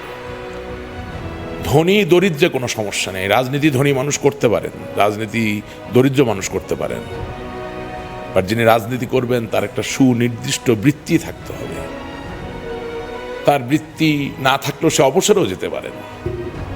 কিন্তু আমরা বঙ্গবন্ধুর নেতৃত্বে স্বাধীন হওয়া এই বাংলাদেশে কোনো নাগরিক যদি হালাল পেশার মধ্য দিয়ে এসে রাজনীতি করেন, তাদেরকে আমরা উৎসাহ দিব না, তাদেরকে আমরা দোয়া দিব না। তার সাথে আমি একমত হতেও পারি, নাও হতে পারি। That is the beauty of democracy, that is the beauty of politics. আমার কাছে খুবই ইমপ্রেসিভ লেগেছে এবং I wish him all the best. আমি তার সব কথার সাথে একমত না, তার অনেক কথাই আমার রাজনৈতিক বিশ্বাসের বিরুদ্ধে চরণ করে, বিরুদ্ধে যায়, but it's okay, carry on, carry on. We need this kind of examples. এই ধরনের দৃষ্টান্ত আমাদের প্রয়োজন। আমরা আসুন এবার আরেকটু ডাইভার্স একটা ইস্যুতে যাই, খুব বিপজ্জনক একটা ইস্যু। এই ক্লিপটা একটু আমরা দেখি। সেনাপ্রধানের চেহারার দিকে তাকায় দেখেন তো, হোয়াট হ্যাপেন টু হিম। বলতে পারেন যে উনি হজ করে এসছেন, উনি দাঁড়িয়ে রেখেছেন। ভাই, কয়েকটা দিন অপেক্ষা করতে পারতেন না? কারণ আর কিছুদিন বাদ উনি রিটায়ারমেন্টে যেতেন। আরও তো অনেকে হজ করছে, সবাই কি দাঁড়িয়ে রাখছে? বা উনি তো আগেও হজ করছেন, দাঁড়িয়ে রাখছিলেন। সরকারি খরচে হজ করে আসছেন, সরকারি খরচে কোনদিন হজ হয়? কিন্তু গেলেন, হ্যাঁ হইতে পারে এগুলা জ্যেষ্ঠ দাওয়াত দিচ্ছে সরকার, এরকম করতে আসে। কিন্তু আপনি সরকারি খরচে, আপনার নিজে, আপনার হজ করার কথা, আপনার নিজের টাকা, নিজে আর্ন করা টাকা আপনার হজ করার কথা। আমি আসলে বুঝতে পারতেছি না, উনি আমার থেকে বয়সে বড় হবেন, সে জায়গা থেকে তিনি আমার মুরব্বী এবং তিনি আমার দলকে সমর্থন করেন, দলের জন্য অনেক কাজ করার চেষ্টা করেন, সাহসী মানুষ, শক্তিশালী কণ্ঠস্বর। কিন্তু কিছু কিছু বক্তব্য আসলে খুব রুচিসম্মত নয়। সেনা প্রধানের হজ নিয়ে আমাদেরকে কথা বলতে হবে কেন? সেনা প্রধানের ভূমিকা আমরা খুশি হতে পারি, নাও হতে পারি, কিন্তু হুসেইন মোহাম্মদ এরশাদ যখন হজ করে আসলেন, একবারও কি তাকে মাথা নেড়া করতে দেখেছেন আপনারা? দেখেন নাই। তো এটা তো তার ব্যক্তিগত ব্যাপার। এখন কেউ দাড়ি রাখবেন কি রাখবেন না হজ করে আসার পরে, সেটা নিয়ে আমাকে একজন আওয়ামী লীগের নেতা বা সমর্থক বা শুভাকাঙ্ক্ষী হিসেবে কথা বলতে হবে কেন? এবং তার থেকেও বড় কথা, আমি খোঁজখবর নিয়ে যেটুকু জেনেছি যে বাংলাদেশ সেনাবাহিনীতে সেনাবাহিনীর খরচে সেনাপ্রধানের হজ করার কোনো সুযোগ আসলে নাই। যেটা আছে বাংলাদেশ সেনাবাহিনীতে, বাংলাদেশের সেনাবাহিনীর বা সামরিক বাহিনীর যারা সাহসী সৈনিক, তারা যখন কোনো উত্তম কাজ করে বা ভালো কাজ করে, তাদেরকে অনেক সময় পুরস্কার হিসাবে সেনাবাহিনী, বিমান বাহিনী, নৌবাহিনী তথা সামরিক বাহিনীর পক্ষ থেকে সামরিক বাহিনীর খরচেই হজ করতে পাঠানো হয়। ইট ইজ রিকগনিশন, এটা গর্বের ব্যাপার, এটা গৌরবের ব্যাপার এবং এটা একটা সম্মানের বিষয়, কিন্তু সেটা একেবারেই আমার ধারণা সৈনিক পর্যন্ত সীমাবদ্ধ। অন দ্য আদার হ্যান্ড, হ্যাঁ, প্রতি বছর বাংলাদেশের সেনাবাহিনীর প্রধান সহ পৃথিবীর বিভিন্ন মুসলমান রাষ্ট্রের সেনাবাহিনীর প্রধানদেরকে সৌদি সরকারের পক্ষ থেকে হজ করার জন্য আমন্ত্রণ জানানো হয়। সেই আমন্ত্রণে যদি বাংলাদেশের সেনাবাহিনীর প্রধান ওয়াকারুজ্জামান সাহেব হজ করে আসেন, সেটা নিয়ে আমাদের কেন কথা বলতে হবে?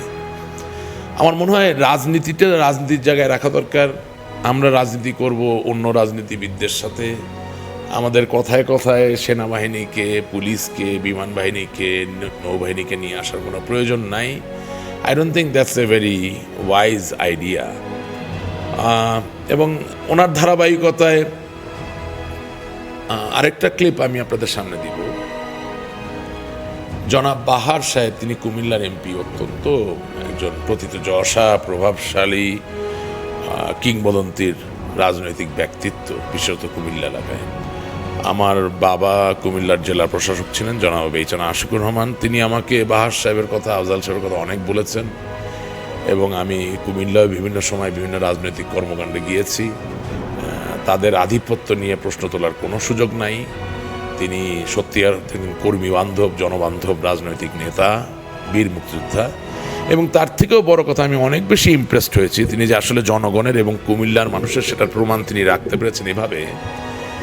আপনারা জানেন যে আওয়ামী লীগ সরকার যখন ক্ষমতায় ছিল, তখন কুমিল্লা বিভাগ করার কথা ছিল এবং বঙ্গবন্ধু কন্যা জননেত্রী শেখ হাসিনা তখন কুমিল্লা বিভাগকে ময়নামতি বিভাগ নাম দেওয়ার চিন্তা করেছিলেন। কিন্তু ওই যেই লাইভ অনুষ্ঠানে এই আলাপটা আসলো যে কুমিল্লা বিভাগের নাম কুমিল্লা হবে না, সেখানে আরও 10 জন মন্ত্রী এমপি ছিলেন কুমিল্লা থেকে, কেউ কিছু বলেননি। একমাত্র কুমিল্লার বাহার সাহেব বারবার মাননীয় প্রধানমন্ত্রী তখনকার জননেত্রী শেখ হাসিনার সাথে অনুনয় বিনয় করে গেছেন, বিতর্ক করেছেন, বাহাস করেছেন। আপা নেত্রী, আমি আপনার বাহার, আপনি কুমিল্লা বিভাগের নাম কুমিল্লা রাখেন, কুমিল্লার মানুষ কুমিল্লা নামটা চায়। ওই সময় সাহস করে কোনো পলিটিক্যাল লিডার এভাবে বারবার নেত্রীকে পাবলিকলি রিকোয়েস্ট করছেন, এই শক্তি দেখেই বোঝা যায় যে তার শিকড় কতটা গভীরে নিহিত এবং তিনি কতটা জনমানুষের, তিনি কতটা কুমিল্লার মানুষের। সুতরাং সেই জায়গার থেকে আমার ওনার একটা বক্তব্য চোখে পড়েছে, আমি সেটা ছাড়বো। And with all due respect, আমি আমার ভার্সনটা বলবো, ওনার প্রতি কোনো অসম্মান নয়, উনি আমার পিতৃতুল্য। আসুন আমরা ক্লিপটা দেখি। এই সেনাবাহিনী বঙ্গবন্ধুকে হত্যা করেছে, এই সেনাবাহিনী জিয়াউর রহমানকে হত্যা করেছে, এই সেনাবাহিনী 111 তৈরি করেছে, এই সেনাবাহিনী এইবার জননেত্রী শেখ হাসিনাকে হত্যা করলো। এই সেনাবাহিনী আপনার ওয়াকারুজ্জামানের লেগে অপেক্ষা ছিল সবাই, কখন ওয়াকারের দায়িত্ব দেবে আর তারা বিপ্লব ঘটায় দিব। ওয়াকারের দায়িত্বের 15 দিনের মাথায় তো সব হয়ে গেল। এই তো সেনাবাহিনী। এই সেনাবাহিনী আপনারা ক্লিপটা শুনলেন।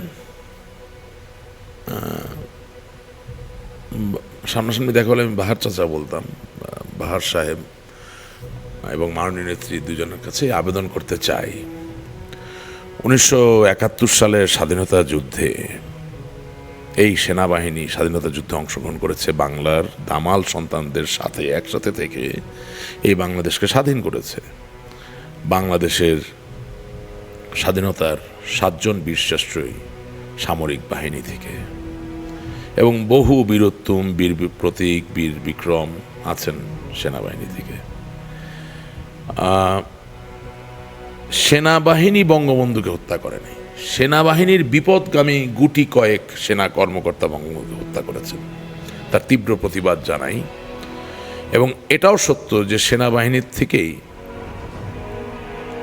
কর্নেল সাফায়েত তিনি বঙ্গবন্ধুকে রক্ষা করার জন্য ছুটে গিয়েছিলেন, পারেননি, মিশ্র ভূমিকা ছিল। তার জন্য সমস্ত সেনাবাহিনীকে দায়ী করা বোধহয় সঠিক হবে না। একইভাবে মেজর জেনারেল জিয়াউর রহমানকেও সেনাবাহিনী হত্যা করেনি, সেনাবাহিনীর একটি অংশ হত্যা করেছেন। কিন্তু অত বেশি আলাপ আলোচনায় না গিয়ে আমি যদি এভাবে কথাটা বলতে চাই যে জুলাই আগস্টে আপনারা সবাই প্রেসিডেন্টস গার্ড রেজিমেন্ট এর সাথে পরিচিত আছেন। সেই পিজিআর তারা তো বঙ্গবন্ধু কন্যার গায়ে একটি আঁচড়ও লাগতে দেয় নাই। তারা তো সেনাবাহিনীর, তারা তো সামরিক বাহিনীর। বঙ্গবন্ধু কন্যা জননেত্রী শেখ হাসিনার বিশেষ নিরাপত্তায় নিয়োজিত ছিল স্পেশাল সিকিউরিটি ফোর্স। যদিও এটা একটা অধিদপ্তরের অধীনে, কিন্তু এর প্রধান থেকে শুরু করে একেবারে প্রত্যেক সদস্য 99 জন 100 জনের ভিতরে বাংলাদেশের সেনাবাহিনী তথা সামরিক বাহিনীর। সুতরাং ঢালাওভাবে আমরা কেন আমাদের সংগ্রাম আন্দোলনের একটা পার্টি সেনাবাহিনী বা সামরিক বাহিনীকে করছি আমি ঠিক জানি না। আমাদের রাজনৈতিক সফলতা এবং ব্যর্থতার দায় কোনো নিয়মিত বাহিনীর উপর দেওয়া বোধহয় ঠিক হবে না। তার থেকেও বড় কথা, বাংলাদেশের সামরিক বাহিনীর গর্ব, অহংকার এবং গৌরবের জায়গাটাকে যদি আমরা রাজনীতি করতে গিয়ে কম্প্রোমাইজ করে ফেলি সামহাও, প্রকাশ্যে, অন্দরে অনেক আলাপই হতে পারে অপ্রকাশ্যে, সেই জায়গায় আমি মনে করি না বাংলাদেশের নামক দেশ তার অস্তিত্ব টিকিয়ে রাখতে পারবে। বাংলাদেশ কোস্টারিকার মতো কোনো দেশ নয় যে দেশের সেনাবাহিনীর প্রয়োজন নয়। বাংলাদেশের সেনাবাহিনীর প্রয়োজন। বাংলাদেশ একটি রক্তাক্ত স্বাধীনতা যুদ্ধের মধ্য দিয়ে নিজেকে স্বাধীন করে বা পৃথিবীর বুকে উদ্ভাসিত করতে পেরেছে। সুতরাং আমার মনে হয় সেই জায়গাগুলো we need to address very carefully, এবং we need to be very sensitive. আমরা বাংলাদেশের সেনাবাহিনীকে বাদ দিয়ে যদি রাজনীতিটা করতে পারি খুবই ভালো হয়। তবে আজকের অনুষ্ঠানটা যেহেতু আক্রমণ নিয়ে, সবশেষ আক্রমণ যেটা আপনাদের সামনে তুলে ধরব, বাঙালি খুব বীর পুরুষের জাতি। একজন বৃদ্ধা নারী তিনি আওয়ামী লীগের একটি মিছিলের সমর্থন জানিয়েছিলেন মহাখালীতে গত 2 দিন আগে, এবং আপনারা দেখুন যে একজন বৃদ্ধা নারীর উপরে, আপনি আওয়ামী লীগকে পছন্দ নাই করতে পারেন, আওয়ামী লীগের বিরুদ্ধে করতে পারেন, কিন্তু তাই বলে একজন বৃদ্ধার উপরে এই ধরনের অনাচার, এটা মেনে নেওয়া যায় না। তারা নিষিদ্ধ সংগঠন, তাদের এখনো কোনো অগ্রাধিকার নাই আওয়ামী লীগের মিছিল করার। আমি আমার দিক থেকে গণতান্ত্রিকভাবে, আমি আমার বিবেক থেকে আমি আমার মতো ঝাঁপাইয়া পড়ছি, যাতে যাতে নিষিদ্ধ সংগঠন আর কোনো আওয়ামী লীগ এরকম প্রোগ্রাম না করতে পারে। আপনি তো মনে হয় সকালবেলা ওই যে মহাখালী বাস স্ট্যান্ডের ওখানে দেখলাম যে কয়েকজন আওয়ামী লীগের মিছিল করতেছিল, সেটার সময় আপনাকে দেখা গেছে একজন নারীকে ধরে পুলিশের কাছে দিয়েছিল। ঘটনাটা আপনার মুখ থেকে শুনতে চাচ্ছি। ঘটনাটা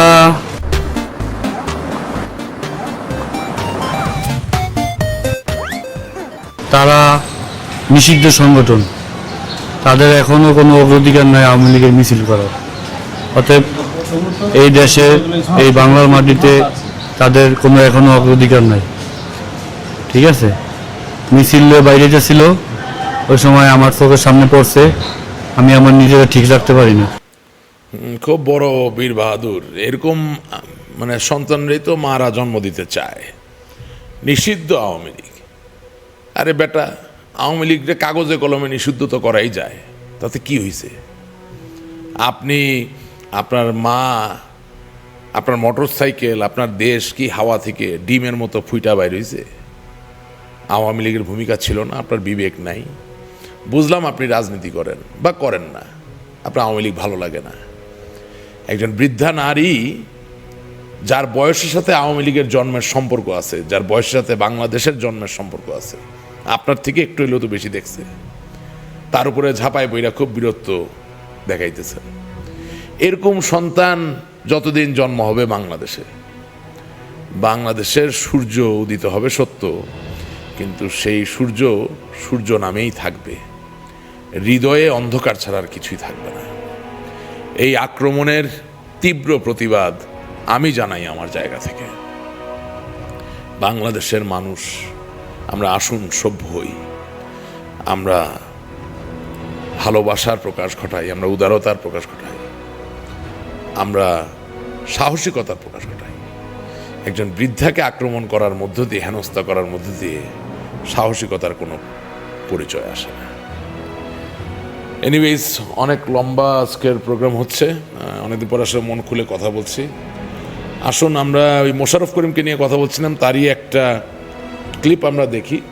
এই ক্লিপ দেখার পরে আমরা পরবর্তী যে ক্লিপগুলোতে যাব সেখানে আপনারা কোনো মিল খুঁজে পান কিনা একটু দেখবেন। এবং যে মডার্ন ডান্সটা আমি দেখাবো, হিন্দি সিনেমাটা গানের সঙ্গে এটা তুমি মনোযোগ করে সবাই খেয়াল করবো, এটা তুলতে হবে, ঠিক আছে?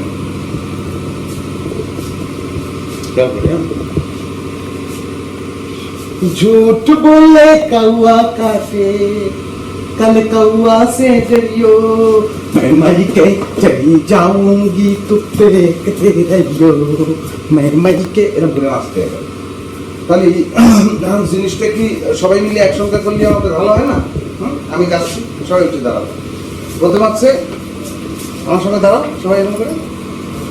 झूठ बोले कौआ काटे, कल कौआ से डरी। এ সময় হাতটা কাজ করলে ভালো হয়, হাত দুটো পিছনে।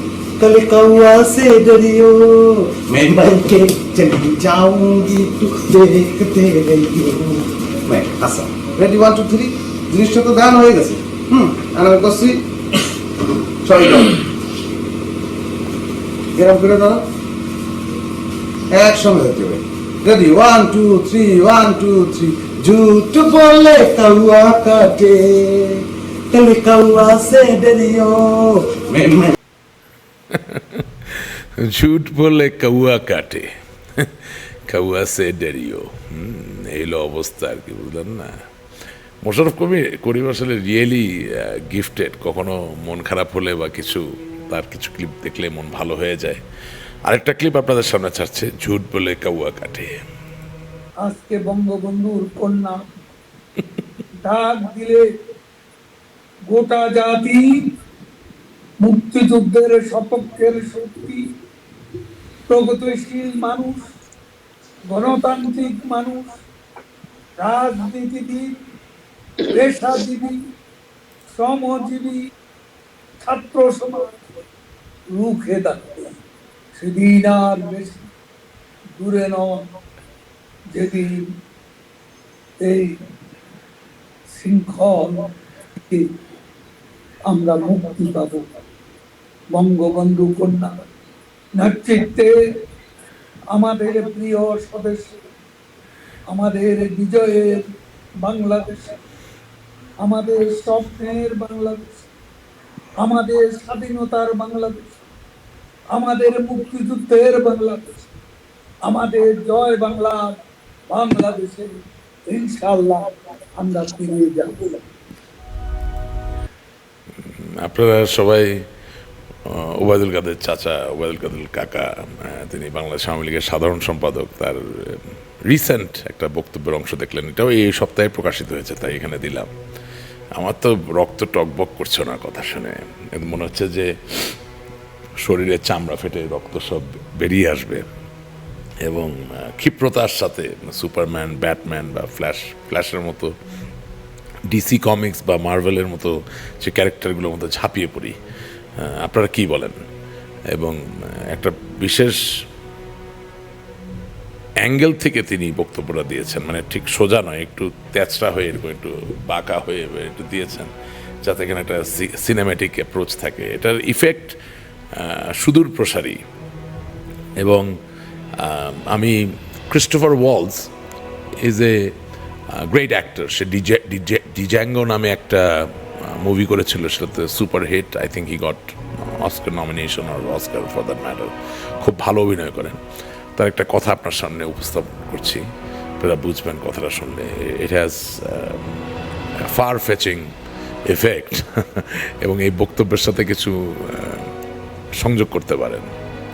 Back when Christoph Waltz was asked whether James Bond could ever be black. Do you think they'll ever have African American James Bond? The possibility, or? Well, I mean, you know, I see a possibility in everything, but it needs to make sense for the story. Okay. It wouldn't make sense to cast Martin Luther King with a white man, would it? Not at all. There you go. Back when Christoph Waltz was asked whether James Bond could ever be black. Do you think they'll ever have African American James Bond? The possibility, or? Well, I mean, you know, I see a possibility in everything, but it needs to make sense for the story. Okay. It wouldn't make sense to cast Martin Luther King with a white man, would it? Not at all. There you go.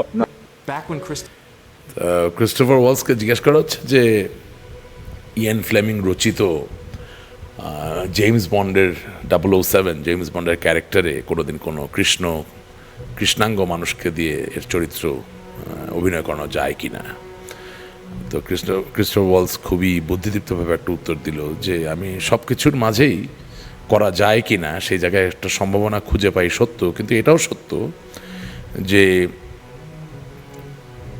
সমসাময়িক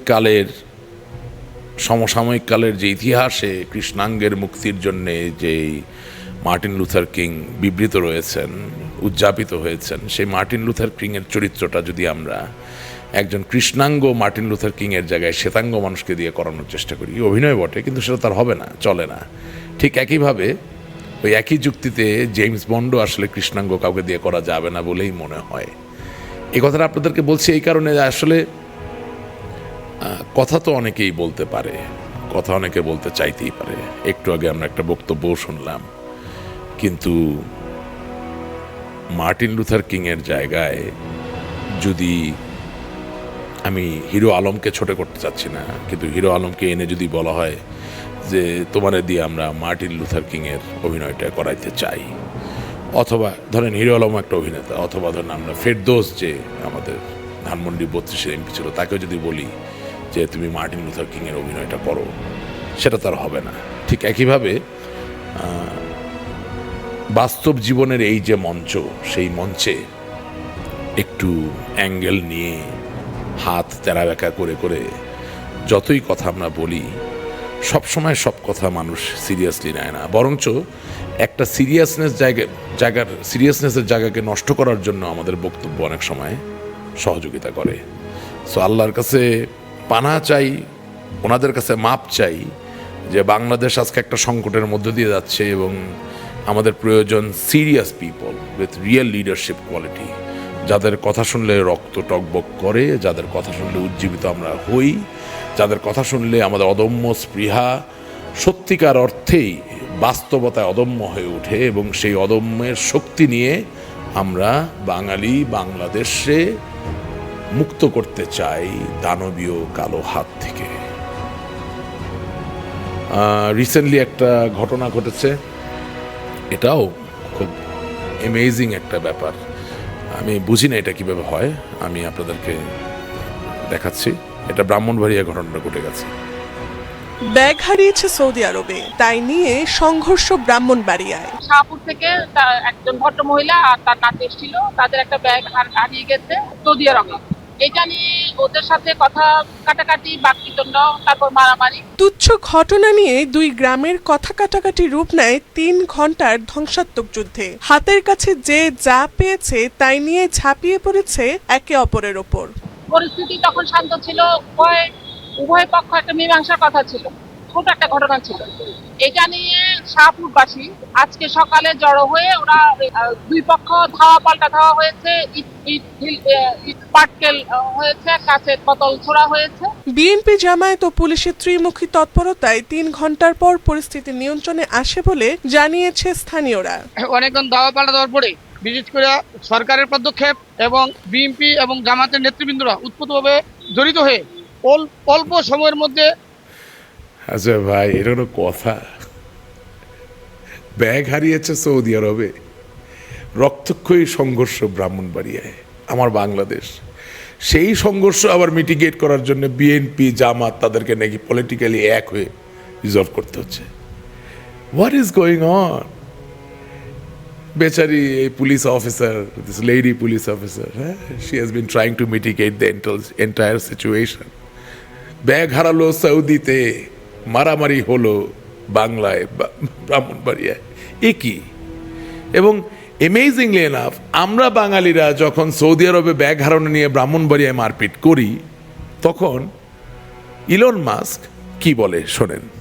And let me tell you, if people had told me this was going to happen, I was like, man, you must be smoking some really good crack, because I think this company's going to fail.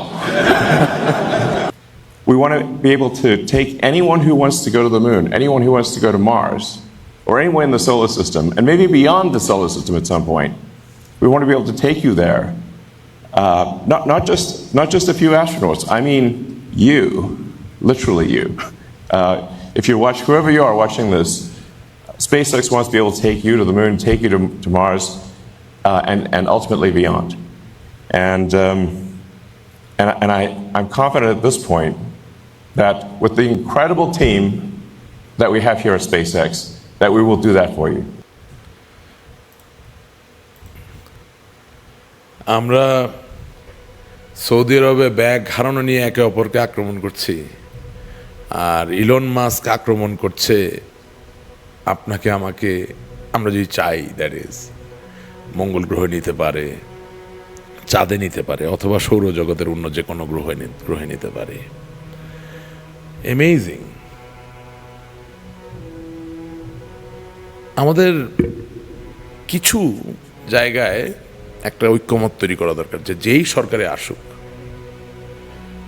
Awami League, BNP or whoever, শিক্ষা, সমাজ, সংস্কৃতি, এই তিন জায়গায় আমরা ঐক্যবদ্ধভাবে বাংলাদেশকে সামনে এগিয়ে নিয়ে যাব। ইফ নট, ওই সৌদি আরবে হারিয়ে যাওয়া ব্যাগ নিয়ে আমাদেরকে যুদ্ধ করতে হবে। আর ইলন মাস্কের দেশ আর সেই দেশের মানুষরা চাঁদে চলে যাবে, মঙ্গল গ্রহে চলে যাবে, সৌরজগৎকে জয় করে তারও সীমাকে অতিক্রম করে আরো দূরবর্তী কোথাও চলে যাবে, আসবে, সম্পদের সন্ধান করবে, জ্ঞানের সমৃদ্ধি তারা নিশ্চিত করবে, আর আমরা হারিয়ে যাব একেবারেই অন্ধকার এক গহ্বরে। আমাদের একটা জাতীয় সংসদ আছে। আমি প্রথম জাতীয় সংসদের অধিবেশন দেখি যখন আমার বাবা 1986 সালে জাতীয় সংসদের সদস্য হিসেবে নির্বাচিত হন। সেই সংসদে সুরঞ্জিত সেনগুপ্ত সাহেব, সুধাংশু শেখর হালদার সাহেব, ব্যারিস্টার মওদুদ আহমেদ, তোফায়েল আহমেদ সাহেবদের মতো প্রথিতযশা পলিটিশিয়ানরা উপস্থিত ছিলেন, এবং আমি প্রায়ই আমার বাবার উৎসাহে সংসদ অধিবেশন দেখার জন্য দর্শক গ্যালারিতে গিয়ে বসে থাকতাম। এবং সেগুলো দেখার পরে বর্তমান যেই সংসদ, সেই সংসদের সংসদ সদস্যের বক্তব্য যখন শুনি, আমার মনে হয় যে কেউ বোধহয় একটা বিরাট বড় র্যাম্বো স্টাইলের বিশাল বড় হান্টিং নাইফ দিয়ে আমার হৃৎপিণ্ডে আঘাত করছে, আমার সমস্ত শরীরকে ওই ছুরির আঘাতে ক্ষতবিক্ষত করছে, এবং আমি মৃত্যুবরণ করছি না বা করব না, কিন্তু মৃত্যু কতটা ব্যথার হতে পারে সেটা বোঝার মতো পীড়া, ব্যথা আমার ভিতরে সৃষ্টি হচ্ছে, এবং আমি আর্তনাদ করে, চিৎকার করে কাঁদতে চাইছি। আপনারা একটা ক্লিপ দেখুন। এই হলো বাংলাদেশের বর্তমান জাতীয় সংসদ। আপনারা বিগত দিনে শুনেছেন মোদাবিয়ার কথা শুনেনি। মোদাবিয়া কি জিনিসটি স্পিকার, আপনার কাছে আমি একটু জানতে চাই। মাননীয় সদস্য, আপনারা মোদাবিয়া সম্পর্কে আমার কাছে কেন জানতে চাইলেন? আমাকে কি এক্সপার্ট মনে হয় এইসবের ব্যাপারে? মাননীয় উপনেতা, আপনি কি বলতে চান? আমি তো কি মোদাবিয়াতে এক্সপার্ট নাকি? আপনি বলেন। মোদাবিয়াতে আমি এক্সপার্ট না, তবে কনসেপ্টের ব্যাপারে আপনি জানেন। মানে কি বলবো বলেন, মোতাবিয়া একটা বিষয় হইতে পারে কথা বলার সংসদে? মাননীয় স্পিকার জিজ্ঞেস করতেছে আমি কি মোতাবিয়াতে এক্সপার্ট, যে আপনি আমাকে জিজ্ঞাসা করলেন? তাহলে এক্সপার্ট কে? সংসদের উপনেতা। তিনি আবার বললেন যে না আমি এক্সপার্ট না, মানে উনি মোতাবিয়া করেন নাই বা কীভাবে এগুলোর সাথে উনি জড়িত না, কিন্তু এটার কনসেপ্টটা সম্বন্ধে তিনি জানেন। আরে ভাই এভাবে চলতে থাকলে বাংলাদেশে যে জিনিস চলে না সেই মোতাবিয়াও শুরু হয়ে যাবে। রিডিকুলাস, টোটালি আনসিভিল, অসভ্য। কোথায় যাচ্ছে এই সংসদের ডিসকাশন? ইলন মাস্ক আলাপ করে মানুষকে চাঁদে নিয়ে যাওয়ার, মঙ্গল গ্রহে নিয়ে যাওয়া, আর আমরা একটা সায়েন্স ল্যাবরেটরি BCSIR, সে যে হাজার হাজার শত শত সফল পরীক্ষা নিরীক্ষা করে কত এক্সপেরিমেন্ট করে তাদের উদ্ভাবনা আছে সেটা পর্যন্ত ব্যবহার করতে পারি না। আমরা আলাপ করি মোতাবিয়া। এই হইল আমাদের দেশের সংসদ, এই হইল আমাদের সংসদ। এখানেই শেষ না, শুনে দেখেন আরেক জামাতের এমপির ডিসকাশন, তার ভাষার সৈকর্য। তোমার পাশায় যে হাজারো ফুটা, সেক্ষেত্রে তোমার কোনো নজর নাই। চাইলন সুচকে বলেছিল যে তোমার পাশায় তো ফুটা, তুমি আবার বড় কথা বলো কিভাবে? সুদ চাইলনকে বলে, চাইলন রে তুমি শুধু আমার একটা ফুটা দেখে আশ্চর্য হচ্ছ, কিন্তু তোমার পাশায় যে হাজারো ফুটা, সেক্ষেত্রে তোমার কোনো নজর নাই। মাননীয় সদস্য, সংসদে বক্তব্য রাখার সময় সাবধানতা অবলম্বন করবেন। অরুচিকর, অশ্লীল কোনো কথা এই সংসদে উচ্চারিত হোক, এটা আমরা চাই না। আপনার বক্তব্যে কিছু অশ্লীল শব্দ রয়েছে, সেগুলো এক্সপাঞ্জ করা হলো। মানে মাননীয় স্পিকার যে বললেন এক্সপাঞ্জ করবেন, উনিও বা এই শব্দ ব্যবহার করবেন না কেন? যেই দলের এমপি এ কথাগুলো বলল তারা তো অনেক আগে থেকে এই ফুটা নিয়েই আছে। এটা কোনো কথা হতে পারে? Can this be a metaphor? Can this be a analogy? আপনি মানে পাছাই ব্যবহার করতে হবে শব্দ আপনাকে, আপনি পশ্চাৎও ব্যবহার করতে পারলেন। আর তার থেকেও বড় কথা, পশ্চাদের কয় ফুটা, কোথায় সে ফুটা, সেটা নিয়ে আপনাকে সংসদে কথা বলতে হবে। আর কোনো কিছু দিয়ে আপনি আপনার বক্তব্য উপস্থাপন করতে পারতেছেন না। We must change this situation. এটা দিয়ে বাংলার মানুষের ভালো হতে পারে না। আপনাদেরকে আরেকটা ক্লিপ দেখাই, কত বড় বাটপার দেখেন। আমার বাবা, আমার দাদা যুদ্ধে শহীদ। আমার আব্বারা 7 ভাই, 4 জন মুক্তিযোদ্ধা। আমার দাদারা 19 জন, 11 জন মুক্তিযোদ্ধা। আমার পরিবারে 47 জন মুক্তিযোদ্ধা। আমার মা মুক্তিযুদ্ধের অন্যতম সংগঠক। আমার বাবা, আমার দাদা যুদ্ধে শহীদ। আমার আব্বারা 7 ভাই, 4 জন মুক্তিযোদ্ধা। আমার দাদারা 19 জন, 11 জন মুক্তিযোদ্ধা। আমার পরিবারে 47 জন মুক্তিযোদ্ধা। আমার মা মুক্তিযুদ্ধের অন্যতম সংগঠক। এই সংসদ সদস্য তার দাদাকে শহীদ করেছেন, বাবাকে শহীদ করেছেন, সবচেয়ে বড় কথা তার যে মা, যিনি তার ভাষ্য অনুযায়ী মুক্তিযুদ্ধের সংগঠক, তারে বেশ কয়েকবার শহীদ করেছেন।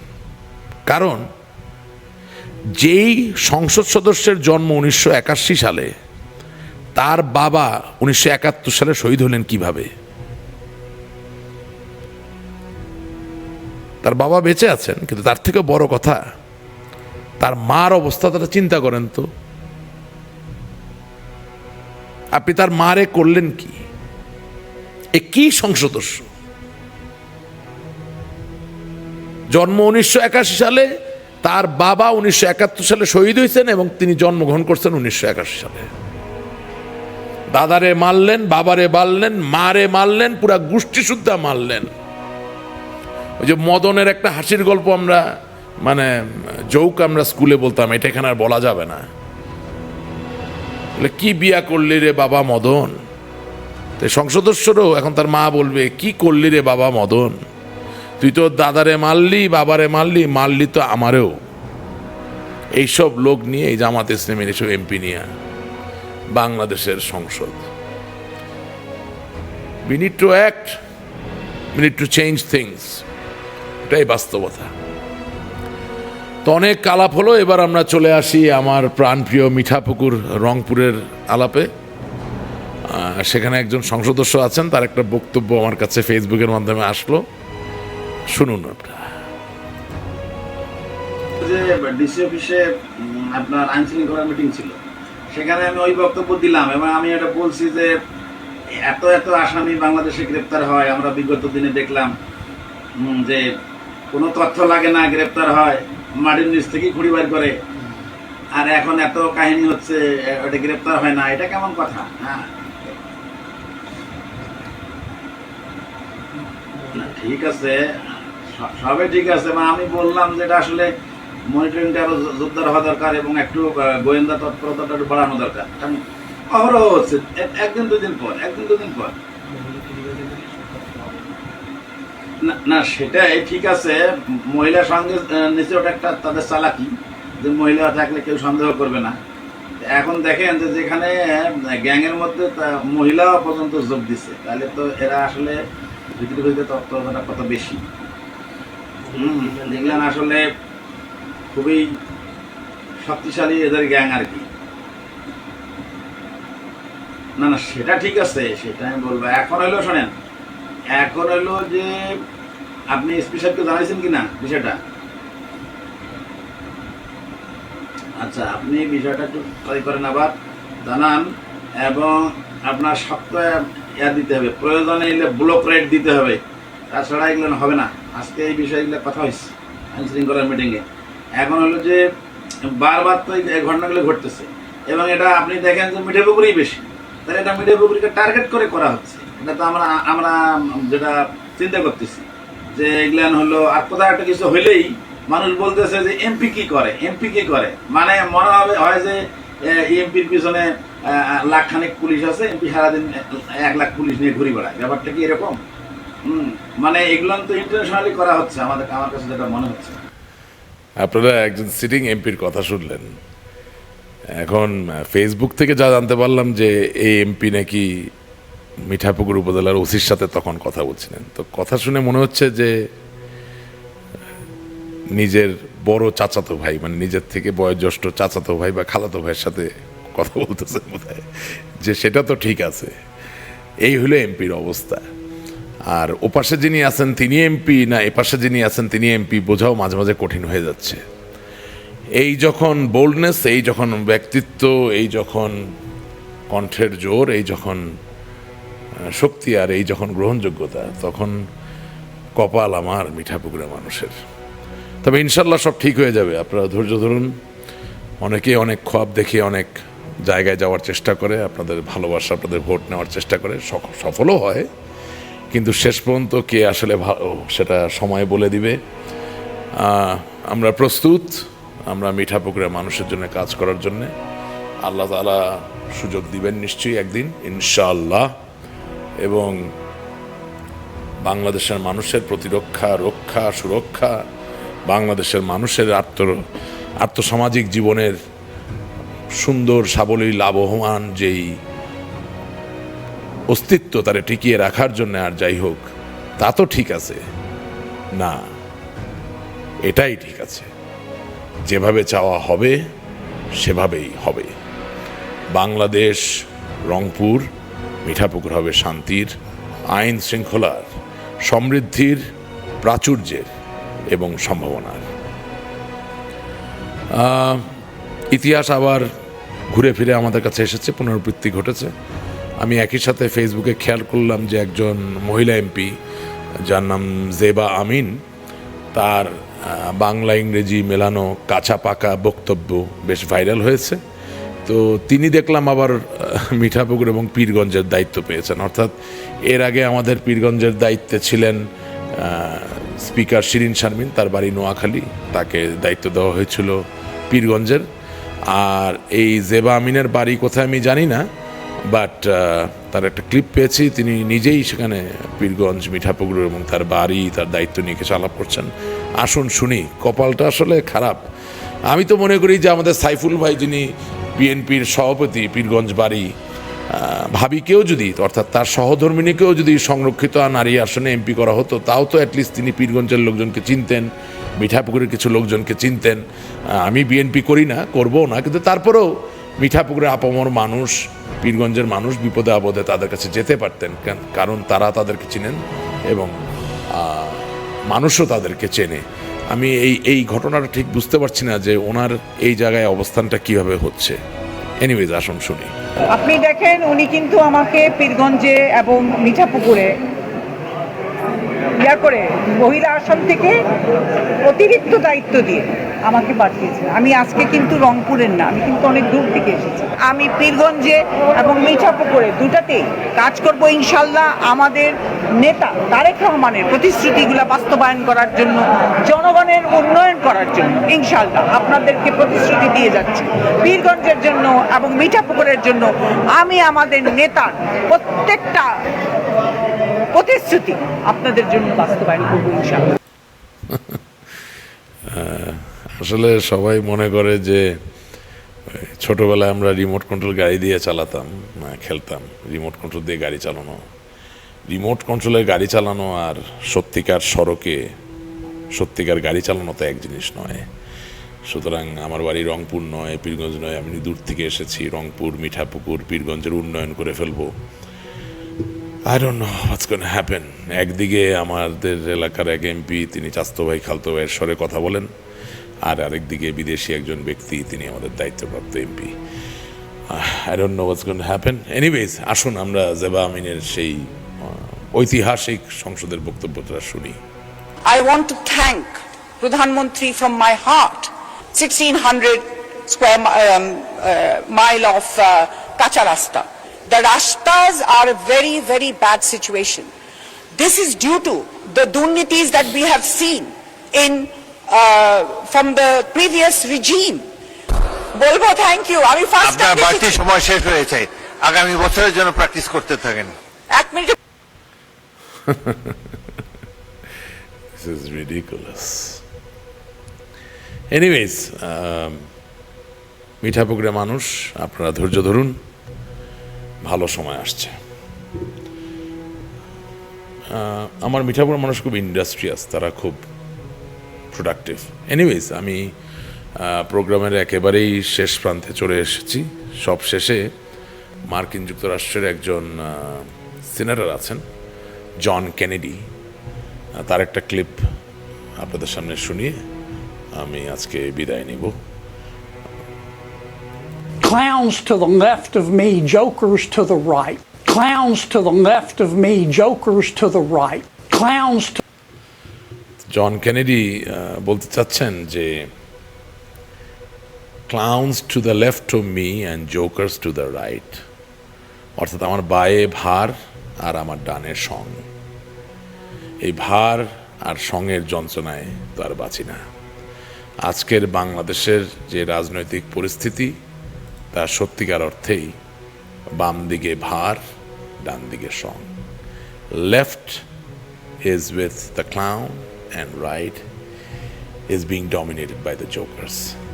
সো আল্লাহ তাআলা আপনি আমাদের রক্ষা করুন এবং আওয়ামী লীগ একটি গঠনমূলক রাজনৈতিক ভূমিকায় অতি দ্রুততার সাথে বাংলাদেশে ফিরে আসুক, এই দোয়াই আজকে করি। এবং একই সাথে যারা বিএনপি করেন বা অন্য কোনো দল করেন, তাদেরকেও বলতে চাই, আপনাদের স্বার্থ, আপনাদের সুরক্ষা, আপনাদের গণতন্ত্রের জন্যেই আমরা যে যাই ভুল করে থাকি না কেন, আজকে প্রত্যেকটি দলকে একসাথে হয়েই বাংলাদেশের গণতন্ত্রকে সামনে এগিয়ে নিয়ে যাওয়ার প্রতিশ্রুতি আপনাদের সামনে প্রকাশ করতে হবে। আপনারা সকলে ভালো থাকবেন। আবারও দেখা হবে আগামী শনিবার রাত 11টায় কল রাশেকের 17তম পর্বে। আসসালামু আলাইকুম। জয় বাংলা, জয় বঙ্গবন্ধু।